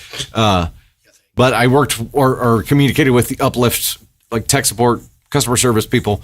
And instead of just sending me a new motor, they sent me 3 new legs for my desk. So I've got to disassemble my entire desk, my entire setup, and like transplant my desktop. I don't understand how that is supposed to fix the problem. To 3 new legs. They might have the motor in the leg, like one of the leg boxes there too. But henceforth, after said procedure, this will be known as Lieutenant Desk. We did decide that because I got no legs. Thought I'd try out my sea legs. Well, You ain't got no legs, Lieutenant Dan. we'll keep you posted on that process, but I'm not looking forward to it. Okay, let's take another run at this story. My 28 female boyfriend, 27 male of 3 years, refused to pull over while he was driving, pissed himself, and then kind of blamed me for it. I'm sorry. What? I mean, at least have the wide mouth Gatorade bottle, you know, rookie. Like this probably didn't even need the wide. Originally posted April 10th, 2016. My boyfriend and I have been dating for 3 years. We were driving in the back roads for an hour, and near the beginning of our journey, he said he needed to piss. I asked him at least 4 or 5 times if he wanted to pull over since he was driving, and he refused. When we were almost home with the gas station in sight, he said he couldn't make it any longer and pissed his pants. It was a very awkward ride home the rest of the way, 10 minutes. I did not mention it to help him clean it up while he showered and put on some fresh shorts. He then tried to leave my house to return to his own house after he got out. I asked why, and he said it was because of him peeing himself, and it happened because I was mad at him over something he had said before we left from our destination. What he said wasn't relevant to the conversation previous to us getting in the car. I told him I didn't want to talk about the issue for an hour and just wanted to cool down a bit before we discussed it, as I needed some time to process things. I wasn't overly chatty during the car ride home, but I wasn't giving him the cold shoulder or anything. He said he just wanted to get home to discuss it. Totally against his character, he is completely against confrontation, and that he did not want to pull over so he could get out of the car quicker. I didn't really understand his explanation, but I haven't pushed. Reddit, I have a hard time dealing with this. On one hand, I know that bodily function sometimes cannot be controlled, but he was in full control of the car and himself and refused to pull over. Then he kind of shifted the blame to me. I've had a hard time looking at him the same way. I mean, he's a grown man. Why is he pissing himself? I feel terrible for feeling this way, but he never acted embarrassed or anything, just kind of got defensive. I asked him if this has ever happened before, and he insisted that it hasn't. Am I overreacting to what happened? I feel like I might be. Relevant comments. No, you're not overreacting. He pissed himself instead of pulling over for a minute. He was fully in control of his body and his car the entire time. His actions are a result of his own decisions and have nothing to do with you. I'd have trouble respecting him again after hearing him blame me for his decision to piss his pants. It's like a toddler yelling, "Look what you made me do!" I know, yeah, you can't say those words without Taylor immediately taking over. OP responds, him acting like a toddler is kind of what it felt like. I was like, why did you do that? And he was like, because you were mad at me. I was so confused. I don't see how the two correlate. Having a really hard time feeling sexually attracted to him since then, which I'm not sure is normal or why I feel this way. Just like he tries to initiate and I cannot get turned on at all. Another comment, wow. I mean, he was probably embarrassed and became defensive to cover up his shame, but still, he could have pulled over at any time. He has nobody to blame but himself for pissing his pants. He's acting like a toddler, and it would be smart to look back and see if this kind of behavior is a pattern. Blaming you for his own mistakes is a shitty thing to do. OP responds, he does have a tendency to blame everyone else for his problems. He does have a tendency to blame everyone else for his problems or mistakes. Nothing is ever his fault. There's an update. Before that, let's chat. This guy sucks. Pee happens. Like, there are plenty of people who have conditions or reasons to have trouble with bladder control. This is not the case here. And even if it was, he could have pulled over easily. She said they were driving back roads. Yep. Like, you can pull over, stand in the middle of the road, take a piss, and no one sees it. Except for the passenger. Well, he stand in front of her. No, I'm saying the passenger. Oh, the passenger. Yeah. Dude, okay. This guy does not have a condition. The only condition he has is being a little, like, baby. He's like, I didn't want to stop and pee because I wanted to get out of the car quicker so we could discuss what was going on. Shut the fuck up. Why did you pee yourself? Because you were mad at me, okay? Yeah, what an idiot. This guy is stupid. None of this, okay. Somebody said in here, like, especially when you're a man and all you got to do is point and click. Like, it's not even that big of a deal. Like, it's not even that big of a deal. Yeah, accidents happen. No need to get pissy about it. Well, he got pretty pissy about it because he piss himself. Like, who does that? He's a grown ass man. Like, what point are you trying to prove here by like, oh, I'm gonna get home quicker so we can discuss this? No, you not. You just wanted to be a little bitch and make her feel bad for no fucking reason because you're an idiot. Hold on. This might be like the ultimate cheat code. You get yourself into a situation where your partner's pissed. You're going to have an argument, but you say, I want to wait and get home before we have that argument. And on the way there, you piss yourself. Completely divert the argument. I mean, maybe, but that guy is, I mean... he pisses himself for diversions for everything. And then it's all her, like, it's her fault. It's your fault. You made me pee. Okay, let's talk about this for a second. Like, no, idiot. Idiot. Let's talk about this for a second. The whole, like, I can't get turned on when he tries to initiate anymore. Yeah. Look, if he had a medical thing and if it was something that he had talked to her about and if there was a reason for it, it'd be a different kind of thing, right? I would hope that as a partner, you'd be supportive of your partner having that kind of thing to work through. But it's not the case with him, at least not as far as OP knows. So for now, it's just he pissed himself throwing a tantrum because OP was mad at him. And now he tries to initiate. And I don't think she's turned off by him pissing himself. I think she's turned off by him acting like an absolute toddler. And yes, Kitty Cat Queen got the ick. Oh, 100%. I mean, how do you not get the ick when your boyfriend sits there and pisses himself? It's not like again, like you said, they're on back roads. It's not like they're in the middle of a 4-lane highway and rush hour traffic in the middle of the city and can't get out and pee. I mean, it's also about pissing himself. Look, I mean, well, I'm trying to be sensitive here to people who have conditions. Yeah, but this guy does not have a condition. Yes. This guy does not have a condition. I understand. The only condition this guy has is being a little bitch. That's the condition that he has. He's being a little bitch. He's being a little bitch. He's trying to use this to like manipulate her and make her feel bad for him. Because obviously they were arguing about something that he was probably wrong in. So now he's got to change the narrative of the entire argument and be like, this is not my fault. This is your fucking fault. Probably so he could spin around whatever argument that they were having before that and say, this is your fault. See? Like if we wouldn't have had this fucking argument, then I would have been able to stop you, but I had to get home because you wanted to we had to discuss this when we got home, and it's all because you want to start this. And that's what it all is going to come back down to. Everything is going to be her fault. She even said that he blames everybody else for his problems or mistakes. This isn't a mistake. This was a fucking choice. You chose to piss yourself and to be a little asshole and be a little pissy bitch. Look, like you chose this. I feel like there's only one course of action left for you, OP, if you are going to continue this relationship. You have to shit yourself. I was just about to say, just take a shit on his doorstep or something. Maybe that's if you like break up with him, take a shit on his doorstep. Yourself in the car. And you're like, well, you made me do this. Okay. Like, what an idiot. There is a story. It takes some like will to pee yourself, I feel like. You have to have tried to do that. Everything tells you not to. I have been in situations where I've ingested so much caffeine and tea, because I drink Monster tea. Those two things combined will give you bladder spasms. And like if you have to pee, you got to pee now. Yeah. It's different. I haven't pissed myself in those times. I've just had to pee real bad. But I mean, there can be medical reasons. He has no medical reasons. Yeah. Being a bitch is not a medical reason.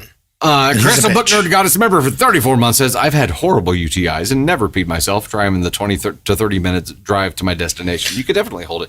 And he did to a certain point. I don't know. There's an update. Let's dive into that. I've made Dusty Thunder pull the car over before because I had to pee. No, it's fine. I ingested a lot of beer. I would say, thinking about the full day, I probably pee outside more than inside.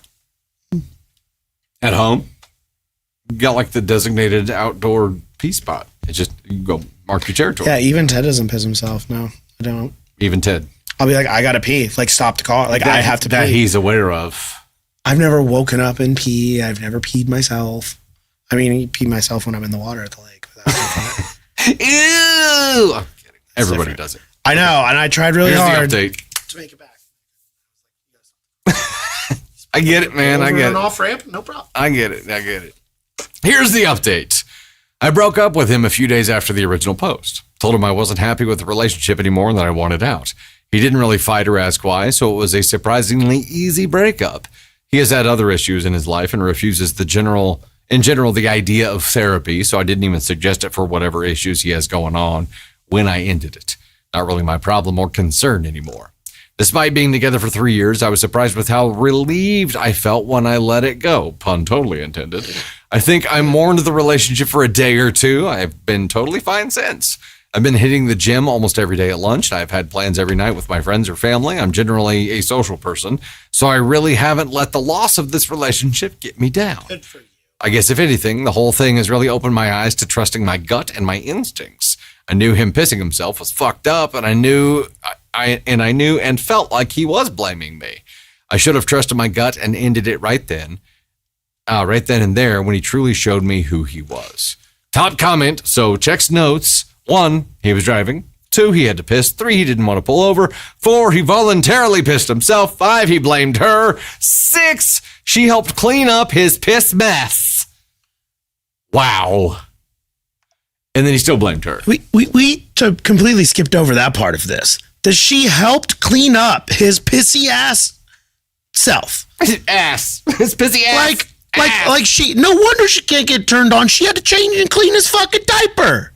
She had to fucking, she's probably in there taking a shower. She's like, I gotta take a shower because you made me piss myself. Well, she's cleaning out the seat, probably doing his fucking laundry for his dirty ass yellow stained whitey tighties. Fuck this guy. There's a story from someone who used to work for our agency who had a number 2 emergency on the way home, like liquid squirt up the back kind of thing. And a dude she was just dating was at the house, like with the kids, and he ended up having to clean the car up. But it was like a super embarrassing thing for her. Well, that's love. She had like a medical reason for it, so it happened. See, that's love. But they were just, it was love, right? That was love. And you know what? If that happened with Tater, I would absolutely clean it up, and I'd probably shit myself just to make her feel better. You know what I mean? But I don't know that I could do it. I think I might just be like, I really am going to give you your privacy in this moment. And I know that you probably, like, I get it. Walk away and not help clean it up. Like, I get it that you probably have some embarrassment and shame. And I don't want to add to that by being involved in this situation. And I know that you're going to feel bad about it. So I'm just going to go ahead and let you take care of this. And then I'm going to You seem like you got a lot going on right now. I'm going to go. I'm going to let you deal with that. You do that. I'll call you, okay? Yeah, be like, I feel like this is really a personal thing and a personal moment. And I understand that you want to be alone with this and deal with this. And I don't want to add to your embarrassment. So I'm just going to go ahead and go. Like you should have in the toilet. Yeah. I don't think I could do it. I'm sorry. I don't think I could do it. I don't think I could do it. I don't. Alicia just is weird. Dropping the 5 said, I just love it when you guys crash out. Hashtag valid reaction. Go off, Tony. Yeah, I mean, this guy sucks. This guy is a pissy person in more ways than one. Not just that he pissed himself. He's just a pissy person in general. He's pissy at other people because they think it's his fault. He pissed everywhere. What an idiot. This guy sucks. Amber P dropped. Amber P, remember for 20 months says assert your dominance, OP, shit yourself. Yeah, that makes sense. You know, what probably will happen, and the reason he took it so well, he didn't put up a fight. A 3-year relationship, and he's like, yeah, okay. I think I saw that coming. He went home to his mommy and then pissed himself in front of her too. Like, I don't. He's like, you're going to be mad at me because I'm back because I screwed up the relationship. Yeah. I get. If peeing your pants is cool, consider me Miles Davis. It wasn't that kind of moment, but if great, same what way, a quote! What a quote! If Tater pissed herself somehow, I would piss myself in solidarity as well. 100%. I don't. He had a piss poor reason. In the Forrest Gump, I'm trying to think of how to relate this to Forrest Gump because there's a line that I want to say. It's like, I'm not a smart man, but I know what love is. Like, listen, I'm not a smart man, but I don't think I'll ever know what love is because I'm not cleaning shit up. I'm sorry. I'm sorry. I'm not cleaning somebody's shit up. I'm going to let them, I'm going to let you handle this. I might still love you afterwards, but I'm not going to be involved, because then I think if I get involved, things are going to be different. I don't think I could do that. I don't think I could do it. Well, I think when you pledge yourself to someone for life, like you're. Is this what they mean? And for richer or poor, and sickness and in health? I mean, you're basically saying at some point, I'm going to have to clean shit off your body. No. And I'm committing to do that. No, I'm not. I guess that means I'm not ready to be married. Maybe ever, because I'm not doing it. I'm sorry.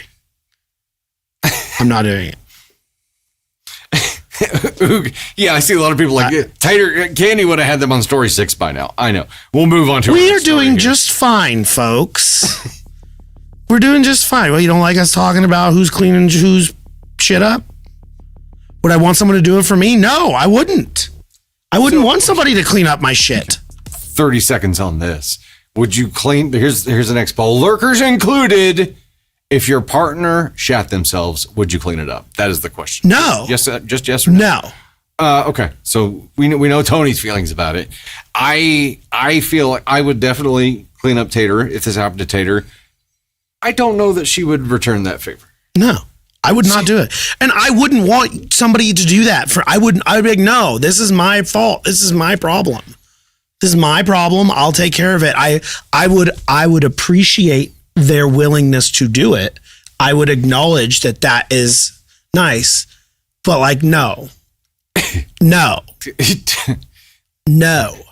Get the garden hose, turn the sprayer on, point it straight ahead and close your eyes. No, I'll handle the rest. I don't think that is love. At that point, I think that's like a feeling of obligation. You feel obligated because you love this person to help them. And I'm like, I don't want to do that. I mean, God, wonder why I'm single, but I'm not doing that. I'm not cleaning shit up. Puke, I'll clean up. I can do puke. It was a very Amaya Papaya moment there. We don't want to do that. I don't want to do that. I'm not doing that. Well, I feel like that's different, John. What? What are you going to do if you have kids? I feel like kid poop is different. Yeah. It's different than a grown-ass adult poop. It's half your poop. Like, and half your partner's poop. I'm not doing it. I'm sorry. I understand. Okay, now we know. Now we know how everybody feels. All right, we'll dive into the next story here. I can offer a sympathy card. Exactly. Like, well, you're cleaning this up. Like, I'll go get dinner or something. Like, do you need me to go get a sympathy card? Do you need me to go to the store and like I'll get some new clothes? I'll do. I'm not clean. I'm not doing it. I'm not doing it. Sympathy card and a pack of wet wipes. Yeah. All right, here we go. Next story. I'm sorry, I got a little bit of catch up to do here. Jamar, thanks so much for the live in the week and the TikTok. Janelle, Tiffany, Dizzy, Blue Eyes, Bow Wife, Janelle, Dylan, Sprague, and the Hizzy, dropping lightning bolts, and also the Hat Moustache, Jamie Nicole, and Haraxin, Jobes, Kimar, Annie Butcher, thanks so much for the hearts. Jamie, Annie Butcher with the hand hearts, the biggins, Jonas Lee, author, Natalie, and Pixie Kimar, thank you so much for the love. Let's dive in to the next story. Am I the astronaut? That's not what it says. Am I overreacting about telling my boyfriend he can't move in with me if it's only temporary? Is it because he pissed himself? Maybe. Am I overreacting about telling my boyfriend he can't move in with me if it's only temporary? My 25 female boyfriend, 30 male, told me he wants us to live together before getting married, but he also has this idea that he doesn't want us to rent a property, but instead outright buy one because he doesn't want to pay another person's mortgage, as he puts it. For context, he still lives at home with his parents because he refuses to rent, and I live in an apartment that I own with my dog. We've been together for 2 years almost. I agree that we should live together before marriage, but I don't agree that we should buy a property, not until after we're married. That's a strong boundary I have. Last night, my boyfriend said that he would move in with me next year for 3 months to see how things go, and then move back home with his parents. I think this is a really silly idea, and I believe that if he isn't ready to move in with me permanently, then we probably shouldn't be living together at all. Mind you, my boyfriend does have a lot of hobbies, like his boat, his cars. He owns 3 cars, his motorbike and his dirt bike, and my apartment is only a 1-bedroom with street parking. I understand he probably wants to stay at his parents' house so he can easily access all of his stuff. But at the same time, I don't think we would realistically be able to rent a place with that kind of space anytime soon. Even if we bought a place right now, I don't know that we could buy a property with enough space for all of his things with how the cost of living is and our salaries. I don't know what to do, really, and I feel almost controlling asking him to move in with me permanently, but also feel like him moving in for 3 months to see how things go is not exactly what I want for our relationship either. Am I overreacting for wanting him to move in with me permanently or not move in at all? Commenter says you have a place where you and your dog are safe and it is yours. He's asking for you to risk that while he will always have mom and dad to run to. Plus, he's used all of his incomes on toys, plus their maintenance and upkeep. Has he saved any money to put down on a rent or down payment? Or is the sale of your apartment his solution for all of that? Don't risk your and your dog's home and security. And any solution where your dog is at risk staying with you is always a hard no. You are and will always be your dog's number one. So this guy just wants to do like a trial run, and so he's not fully ready to commit to you yet, but like he thinks he might be, so he wants to try it for a little bit. Like maybe in his mind, and then he's gonna like do it for 3 months, and then be like, "Oh, this is pretty great. I'll just stay here." But hold on. Yeah, Okay, lives with mom and dad, 3 cars, boats, motorcycles. Where's that list? Yeah, his boat, his cars, 3 cars, motorbike, dirt bike. I'm gonna go out on a limb here and say mommy and daddy pay for a lot. Yeah, and priorities are clearly not in the right place. But also. But he's got a boat, so it can't be that bad. But also, I have a feeling when he talks about buying a place, he's not talking about buying a place with his money. Oh, yeah. Probably. He's planning on mommy and daddy buying that place for him. Probably. And you would always be... Yeah. You would never have any security there because it would always be his or his mom and dad's. And you know what I mean? Like... I don't know. He's going to end up wanting to buy a place or wanting his parents to buy a place. He's going to ask you to stay there for a few months to see how things go, but keep your apartment, and then you can go back to your apartment if it doesn't go well or after a certain amount of time, which is fucked up. Like the whole 3-month trial. Yeah, like, I'm going to go ahead and plan on this failing and returning to my parents at the end of this 3 months. Yeah. Yeah, but by saying that, you're setting like I know that in 3 months I'm going to probably need to move back, so because it's not going to work out. Or he's just going to be like, I really want my space, or I got another dirt bike, and mommy and daddy said I could put it in their garage. Yeah, 3-month or it's a subscription relationship, and it's the trial. Yeah, is the house on him? I don't know, Tony. I was like, yeah. Monday Night Live, yeah. Tony's in the house. I was like, what? I don't know what that. I was like, what MNL. MNL. And Monday Night Live. I thought I went like SNL. I thought I got it backwards for a second. Yeah. You know, like I know LMNO is like the alphabet, but MNL. He straight LMNO'd himself. MNL. He wants a new mommy, entirely possible, but also like I don't know. I get the feeling that yeah, his lifestyle is supported by mommy and daddy, and his expectations, if he is trying to be independent or if they are forcing him to be independent, it's going to be really hard for him to find the space for all of his stuff, and probably just has unrealistic expectations here. And talking about paying someone else's mortgage, not wanting to pay rent, is a valid argument if you plan on staying somewhere more than 5 years, right? Because for the first how many years you're going to be paying just interest anyway. Yeah. So it's a long-term strategy, but he's just regurgitating shit he's heard from mommy and daddy. So I don't know. This feels like someone who is not ready for a relationship, period. Not a serious one. No. This feels like somebody who wants a party buddy, and probably thinks of you as another toy, honestly. So I don't know. I'd say guard yourself during this. Yeah, this guy is not clearly ready for this. He's still focusing on just having as much fun as he can have. And doing all that, and which is fine, which is great. But he probably is just like, he probably is getting tired of having to go over to your apartment all the time. So he just wants his own place. I don't know, but this is 3 months is probably because he knows he doesn't. He can be tired of him after that anyway, and then he'll have to go back to mommy because mommy probably cleans up his piss. entirely possible. Looking for squatters' rights, maybe. I feel like he's probably they've been together for like 3 years. Probably not that smart, right? Or am I blending stories together here? He's 30. Okay, Oops. bud. They've been together for almost 2 years. He's 30. Yeah, we got a failure to launch situation going on here, but he's like, it does kind of sound like that. But he's like, I don't know. I don't know.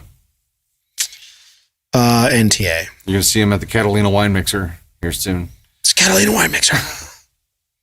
We don't know what his job is. We know that whatever mommy and daddy do, it affords him enough space at minimum for them to house his boat, his 3 cars, his motorbike, and his motorcycle. Like, there's a lot going on.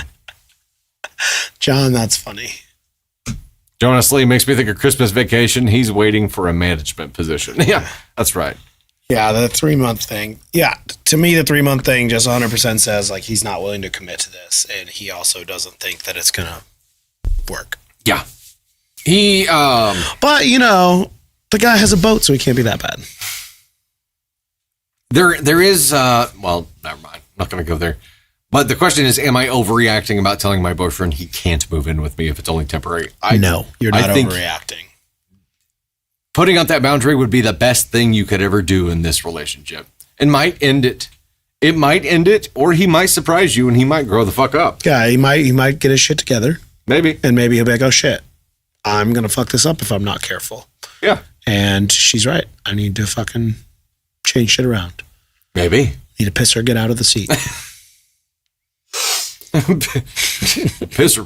Pull over. I need to piss or pull over. Pull over or piss myself.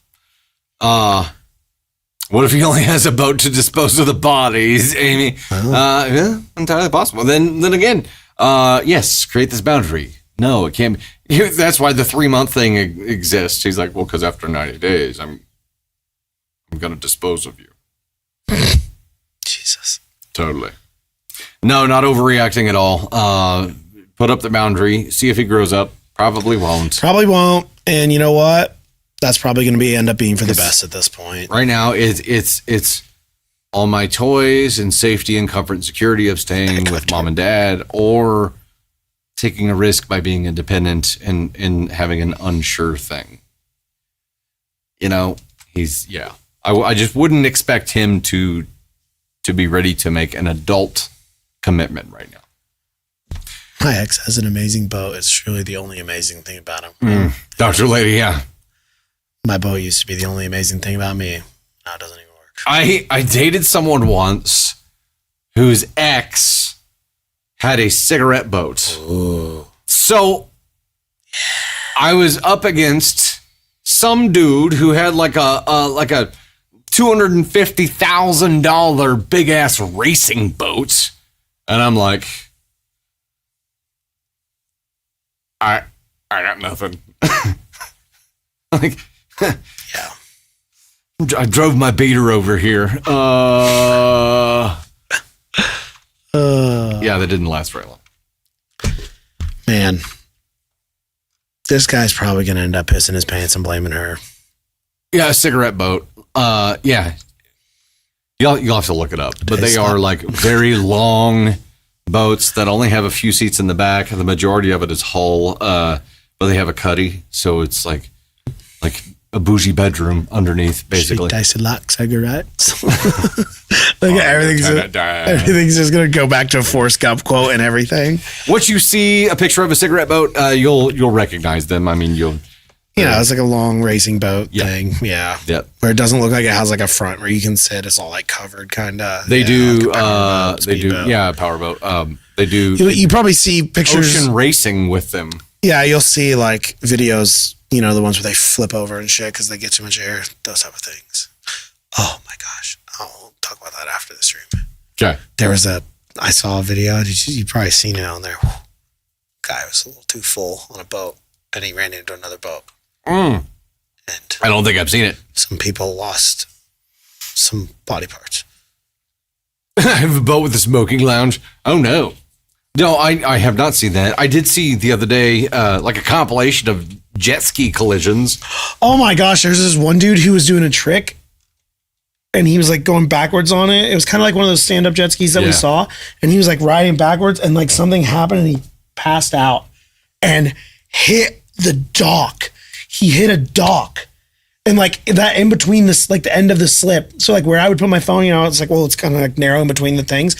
He hit that full speed and like flipped over in the thing. He was fine. That's terrible. He was fine. He was fine? Yeah, he was fine. But it was crazy.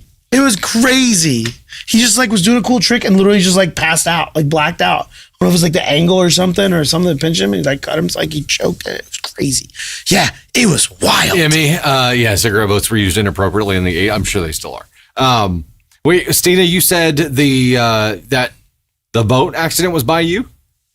That's terrible. That's terrifying. He didn't tense up. Dark Lord. That's probably why. He was a Gumby doll, right? He was just. It's like in the movie. It's like in the movie Due Date with Zach Galifianakis and Robert Downey Jr. when he falls asleep in the car. I've not seen this. And the car flips, and Robert Downey Jr. is like freaking out, and he's like injured, and Zach is fine, and he's like, you know, the doctors say it's probably because I didn't tense up. He fell asleep. It is really funny. It was a great movie. That makes sense. That makes sense. Okay, let's move on to our next one here. Yeah, I'll have to show you that jet ski thing. That is, Dude, it was wild. That's some scary shit. Scary shit. Okay. All right. Am I the astronaut for refusing to refer to my fiance's sister as Dr. Robbins? Like Arizona Robbins? Am I the astronaut for refusing to refer to my fiance's sister as Dr. Robbins? My fiance and I are getting words are hard. My fiance and I are getting married very soon. We are at her grandmother's house in France and we'll be staying here until we leave for our honeymoon. We've been together for 3 years, but until a week ago, I've only ever met her mother in person. I know this may sound odd, but she comes from a family of overachievers and most of her relatives are spread across different countries. I was already anxious about meeting her family. Everyone is coming to France for the wedding and her siblings and Antonia and Sean, both older, are also staying in her grandmother's house with her parents and children. Sean arrived a bit over a week ago, and Antonia, and is it Antonia or Antonia? Antonia, I'll continue saying, arrived about 5 days ago. Since we've been sharing the house, me and my fiance have been spending a lot of time with Sean and his family, and he seems chill. However, I've been warned in advance that Antonia can be quite cold and difficult to get along with.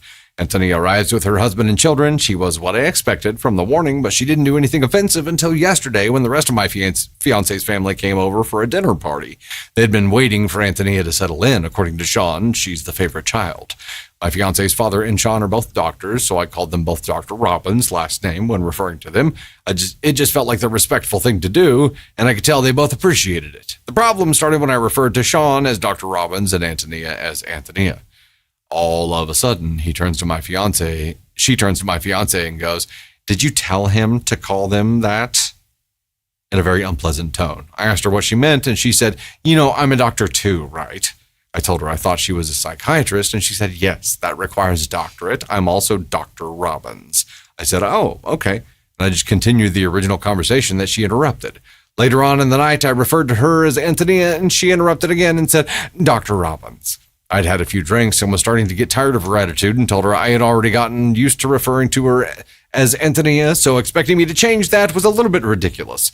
She told me that she didn't understand why I couldn't just call her Dr. Robbins as well if I insist on calling Sean and her father that.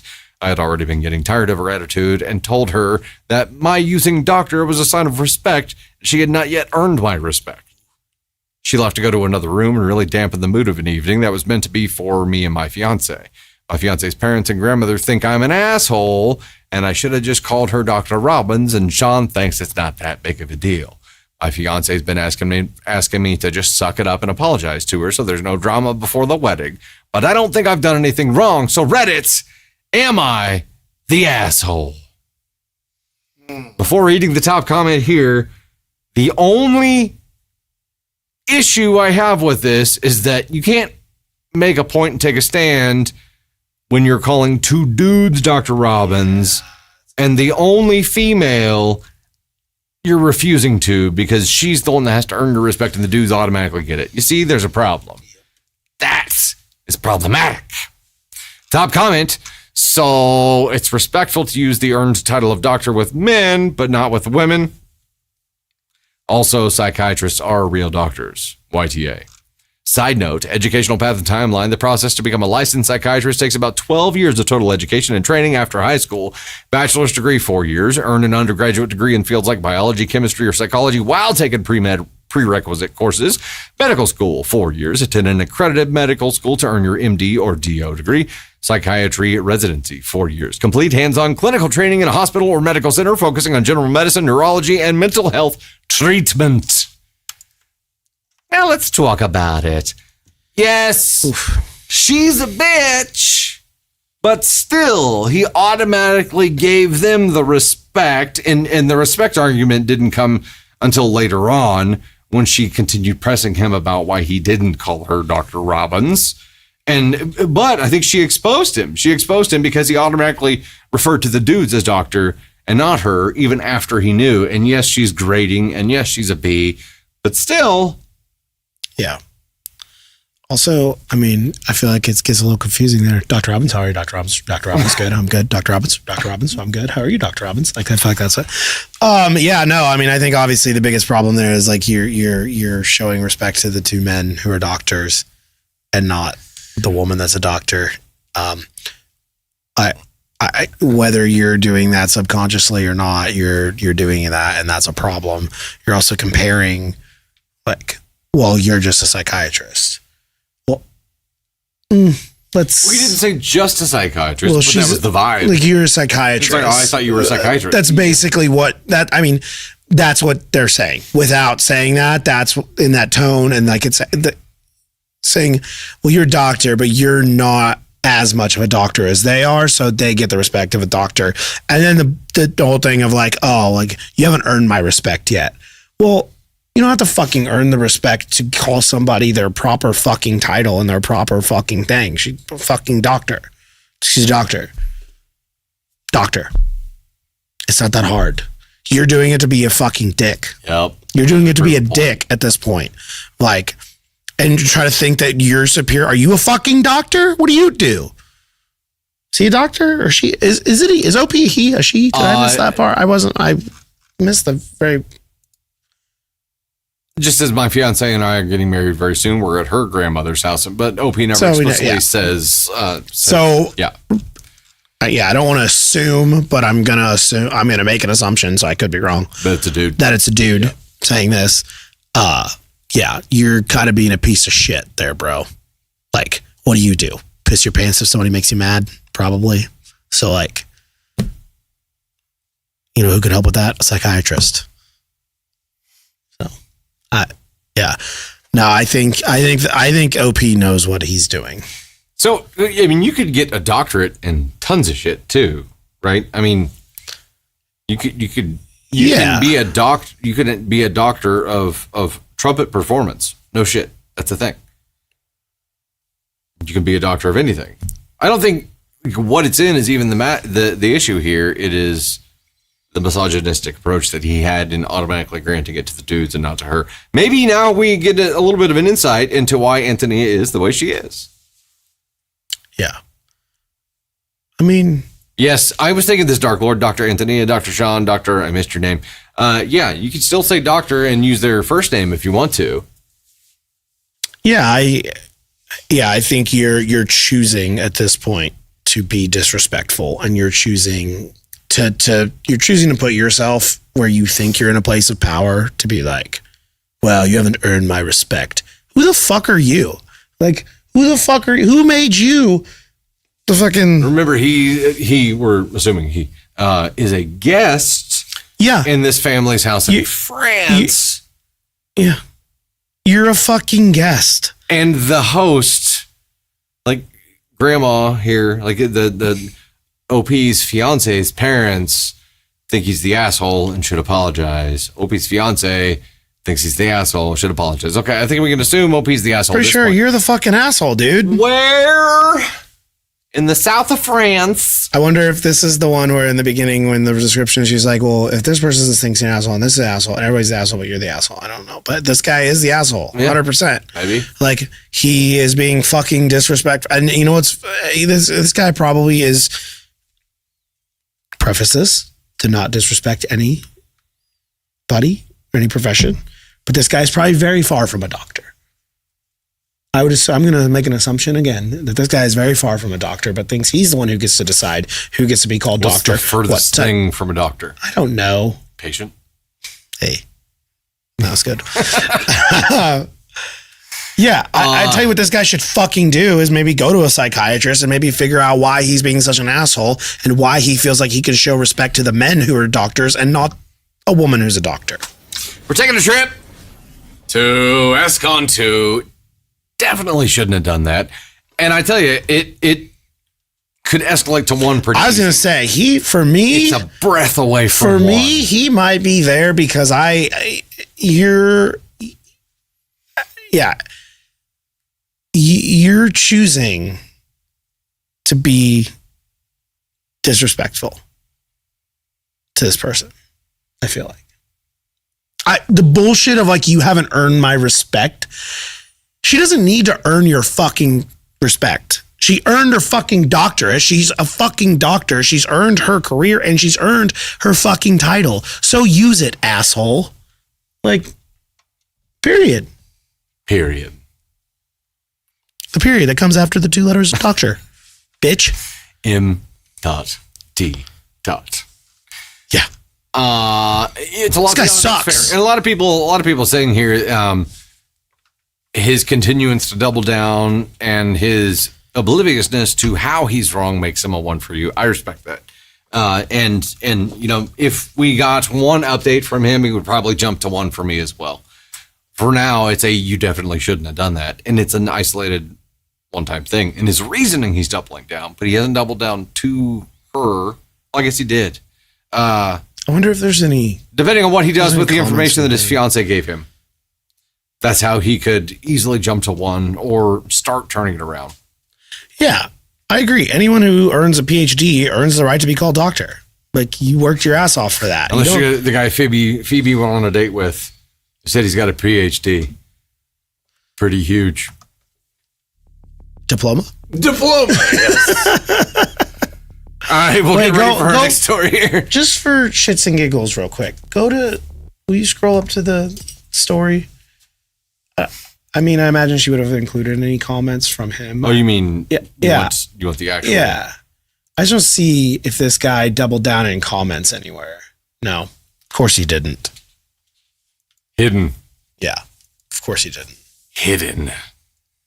I just, the whole line of "you haven't earned my respect yet" is horse shit. She doesn't need your fucking respect, brozo. Yeah. Yeah. Yeah. Yeah. All right, here we go. We have 2 stories left. We are pacing well. We got 14 minutes left here. We got 2 stories. We're good. I was worried. We're good. People seem to think we get distracted when Candy Thunder's on. Shannon, yeah, that's fair. Remember, you're marrying the whole family. He's not Cornholio. We don't respect him. All right, here we go. Am I the astronaut for not screwing over my ex-wife and my divorce to show my now ex-girlfriend she was my main priority? Oh my God, if you don't screw over your ex-wife in this divorce, that's going to say to me, I am not your main priority. Is this real life? So I legally separated from my ex-wife 4 years ago and met my now ex-girlfriend 7 months later, and we were together for 3 years and planning to get married. I had an agreement with my ex-wife to wait to file divorce until after my stepdaughter graduated high school, which she now has. I finalized an agreement with her for divorce that gives her a few months from finalization to take over the home loan in return for my not getting any of her debt. My now ex-girlfriend ended things with me right after I told her I had the agreement done. I told her I was doing this. This was for financial reasons so we could buy a house and also so that she would see I'm not the type to screw someone over. She replied, "That's the worst thing you could have said. I wanted you to screw her over." And she felt deprioritized. It was a primary reason for things ending. That's it. That's the story. Top comment, NTA, you dodged a bullet on the next girlfriend. Hold on. Oh, shit. Hold on. Like, God, there's not a red flag big enough for this girl. I am only with you to cause her pain. Yeah. That's what this is giving. This is giving like she's got some kind of childhood vendetta against your ex-wife and legitimately only pulled you to cause her pain. And the fact that you didn't screw her over hard enough was the reason that she dumped you. How fucking ironic was that? Because your separation was 4 years long. You might have gotten back together with your ex-wife had it not been for girlfriend here who apparently only wanted your house. Yeah. Oof. What? I don't understand. I wanted you to screw over her. That's crazy. She wanted the house. She wanted the drama. She wanted the pain. She wanted something. That's crazy. She wanted to be able to go tell her shitty friends, "Oh yeah, and now the house is mine. Now I'm taking her house." Well, no, she wanted to be able to tell her friends and be like, he loves me so much that he really screwed her out of everything. Everything from her and gave it to me. Crazy bitch. Yeah, we're crazy, but no. Okay, now what we don't know. No, she's crazy. What we don't know is how ex-wife was toward now ex-girlfriend during the separation phase. She could have been a spiteful, hateful bee. She might have been, but I don't know. That's pretty Yeah, I don't think anything warrants you being this kind of evil. I think you dodged a bullet on this one, buddy. Yep. I mean, unless she's a doctor or something. Dark Lord, it's all the sharp as a bowling ball, that one. Yep. Candy is home tonight because she has a very early morning and long day tomorrow. And we don't have a sitter for Navy right now. And Navy needed to get to bed at a reasonable time for a early long day tomorrow as well. So I'm here and Tony Spark surprised me. Came in the door. I thought somebody had just stumbled in off the street. I was getting ready to. I mean, in this neck of the woods, you never know. To take defensive action on stream, but it was just Tony. Just Tony. Yeah. Jessica Benjamin, hell, I would never date a divorced man who purposely screwed over his ex unless she was a cheater or abusive. Exactly. Yeah, I mean, like, this should be a green flag for her to be like, wow, like, so, like, in other words, if something were to happen and you're to get, like, wow, he's not going to be a total and complete asshole. This guy's actually a decent human being. And she saw it as, no, this guy's stupid. She got the ick because he wasn't a dick. Yeah, like, what? She got the no dick ick. Yeah, did you think it was trash can? Damn. I didn't think you'd lock this door. The other Dustin feels like a disturbance in the force. Feels a disturbance in his force and is looking at his flags. You didn't think I'd lock which door? Well, that door. The front door? Yeah. Oh, you tried that one first? Well, no, I came in that one.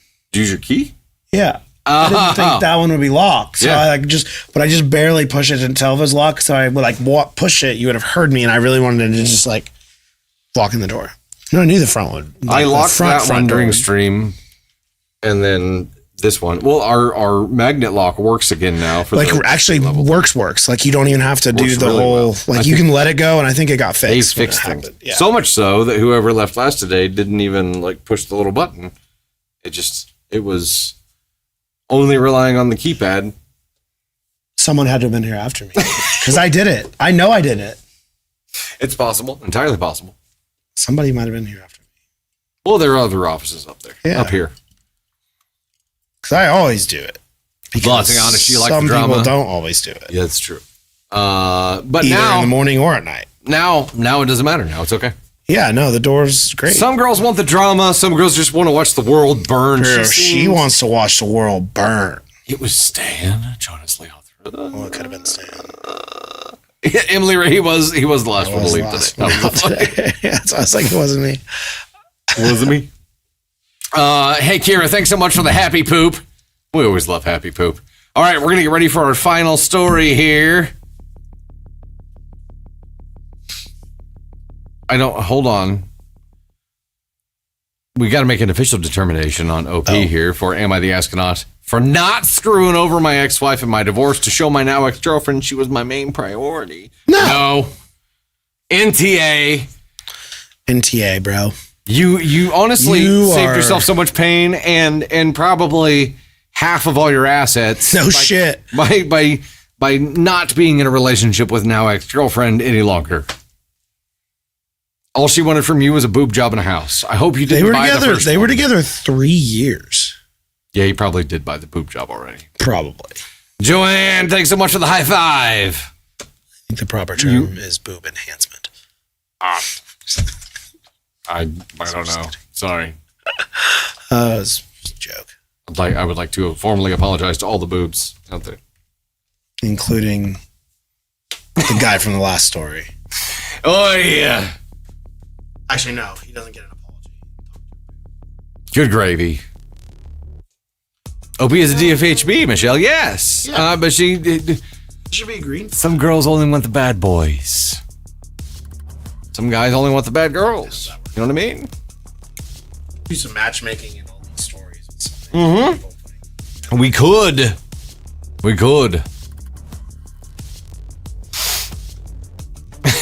Big bad wolf pack. Apologies. Well, no, I know. That's That was why I was making the joke, because it was like, because when you say it's like, no, but you correct it, and It's offensive the word to- you change is not boob. That's what it's makes offensive it to funny. breasts.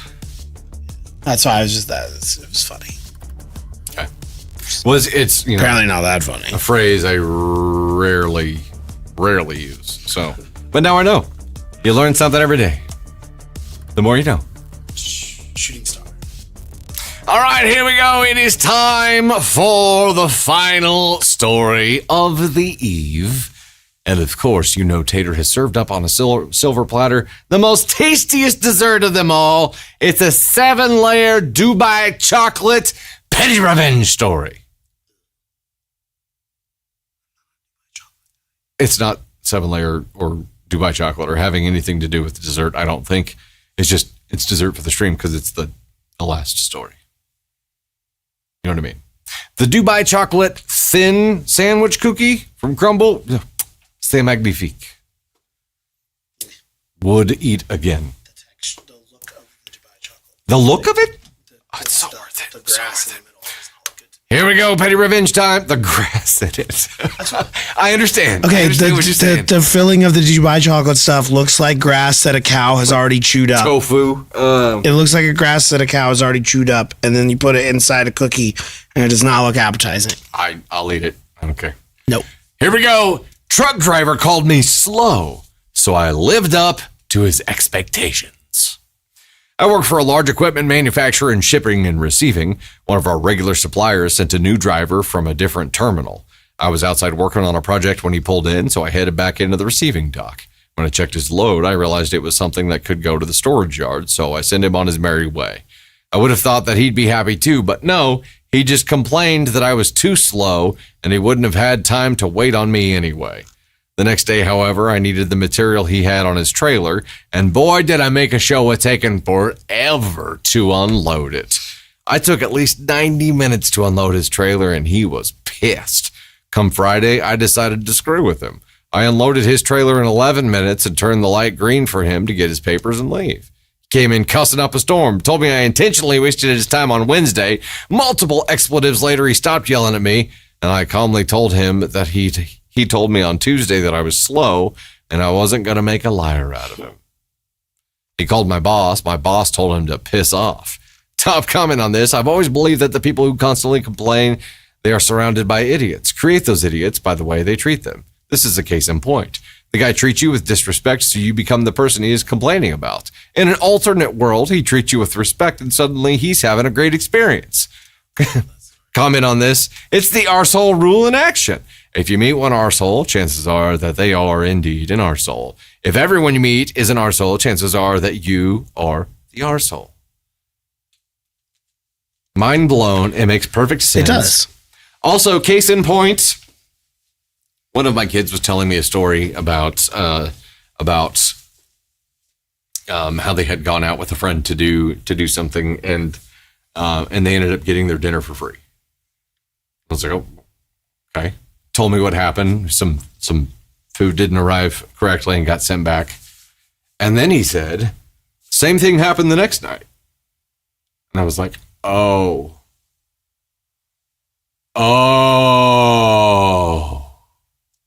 Now I get it. There are some people who like to complain a lot to create this kind of scenario, and that's just the general culture in which they live in. And I'm sure there are legitimate instances where this could happen, and maybe it's not a sequence or a pattern. One of those people, but sure felt like a pattern. I'm like, oh.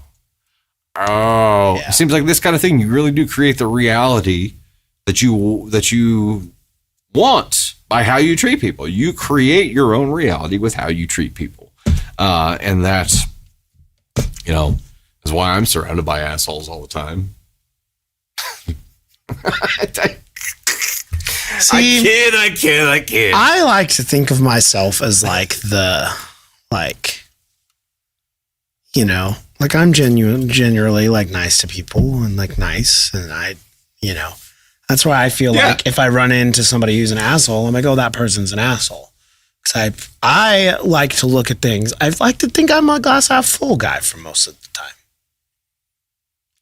In certain situations. Okay. Every now and then. No, I genuinely feel like that. I feel like most of the time I try to have, because like Candy Thunder and I will have these conversations, and I genuinely feel like I try to look for like the best. Like I try to give people the benefit of the doubt a lot. And I am always like I don't think of it that deep all the time, where I'm like, because we'll be talking about something, and then I'll like say something, and she'll be like, well, wait. No, that's these people. I'm like, oh, I'm like, well, I didn't see that. And I'm like, because I just am genuinely like, I feel like I'm a pretty nice guy.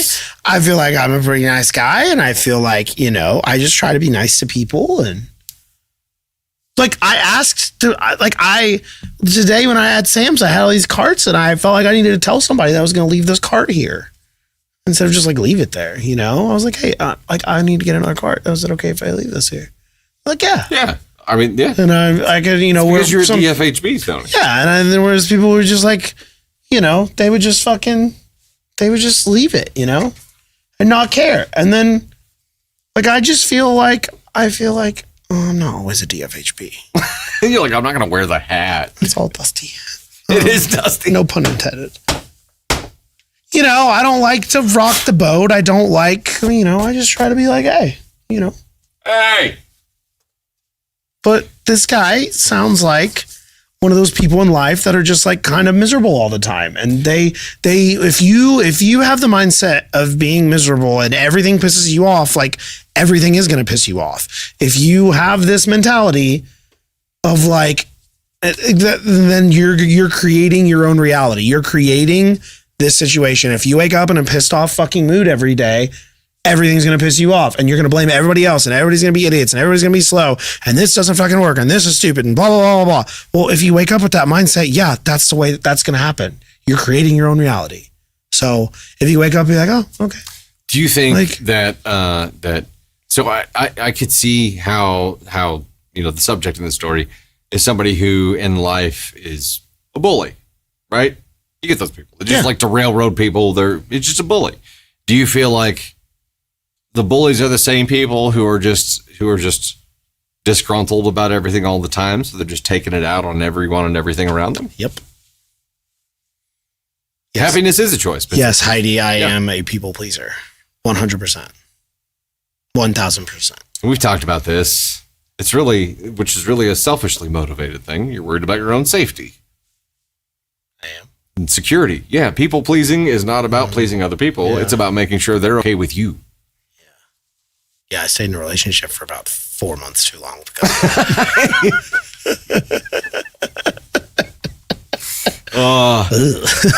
People pleasing doesn't mean physically pleasing, Tony. Yikes. Okay. Yeah, Jonas Lee. Yeah. All right, that is it for us. Thank you guys so much for hanging out with us, and Tony, thanks to you for surprising me here and showing up as the co-host today. If it had been just me solo, I didn't even have Stan. Stan's still over in the window. He's got a job. I feel like that's a good. I kind of want to. That's kind of a permanent spot. I kind of want to, now that it's nighttime, go look and see what that looks like from up there. But I'm also kind of scared of the alley. I'll walk out there with you, but I feel like we need to shine a light up from underneath. You know. Well, I'm just curious. Have you looked at him? No, I haven't. See, I feel like that lamp right there does a pretty good job. There's got to be some good light there. We're going to take a picture. We'll take a picture and post it in Facebook VIP. Stands waiting and watching for the Whippet guy. Yes, 100%. Oh, yeah. Kira, dropping the 2, says, unfortunately, I was married to a bully. I'm sorry. That's just, but was is the key word past there. tense, right? Yeah. So good on you for escaping that. But lights in his eyes, Angela. That's the Whippets guy could be having a good time with some trash out there because third party reject. I'm gonna have to check. I'm gonna have to check. I saw your chat earlier, and as far as I know, I've sent them all out. So I'm gonna have to check and see. Department of Shipping and Merriment having a. Well, I don't know. I'll have to look. I'll have to look through my list. I have all of them, and I can look and see because sometimes they don't get delivered, or maybe they get delivered to the wrong place. Sometimes they get stuck. I will check.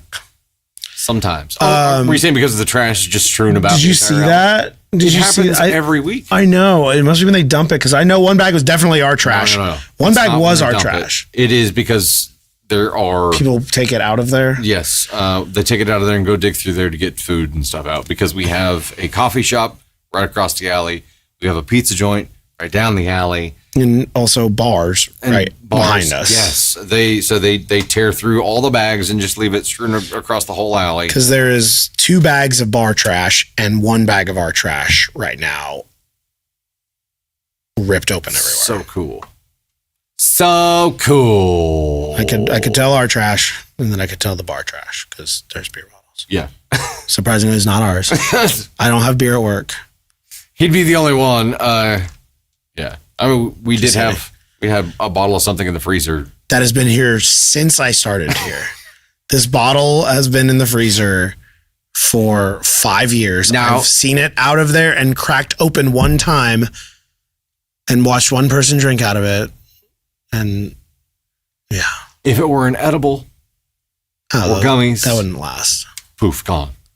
Booze, not so much. You're aging it, yeah. That's right, we're aging it. No, yeah. It's going to be 10 times stronger. Gross. 20-year-old Tony would have loved that bottle. 34-year-old Tony, not so much. We'll give it as a gift. It's missing a little bit. It's fine. Thanks so much, guys. Remember, not this coming Sunday, but Monday, because Tater's birthday dinner is on Sunday night. But we will see you on Wednesday, the normal 3 p.m. time. And that's going to be a hell of a good time. So we'll see you then, guys. Thanks for hanging out with us. Appreciate it. Yes, we all missed Candy. Bye. We missed the Tater. I will convey y'all's love to her. They missed you, Tater. Me too. I told her we've reached the point in the summer where I only see her 2 hours a week, and it makes me sad. You guys as work. I know. I'm just sitting over there, and I gotta listen to dirty jokes, and I'm gonna have to make lunch decisions. I'm gonna need you guys to be able to hang out a little bit more, because I think it's to the point where she's missing that camaraderie, and it's just coming out as frustration. And she said she's currently in the kid hostage situation point of summer. She's into kid hostage. Yes, she's got cabin fever because she's stuck with Navy most of the time, and I feel like and it's not something that I can relieve because I'm stuck at work most of the time. So I did. Navy and I had a great time playing earlier. I went home a little bit early, and Tater needed to go to Target, so I was like, "Go enjoy your time." I had Navy. We played trumpets. She jumped on her trampoline. She played the piano while I played the guitar. Then she played the guitar. Candace is like, I've escaped. Yes. And Tater got to go be an adult without a child attached to her. Granted, was still doing chores, like was still making a Target run, but still had at least a moment to breathe without somebody saying mommy every 2 seconds. So at least there was that. Anyway, have a great week. We'll see you on Wednesday, y'all. Bye now.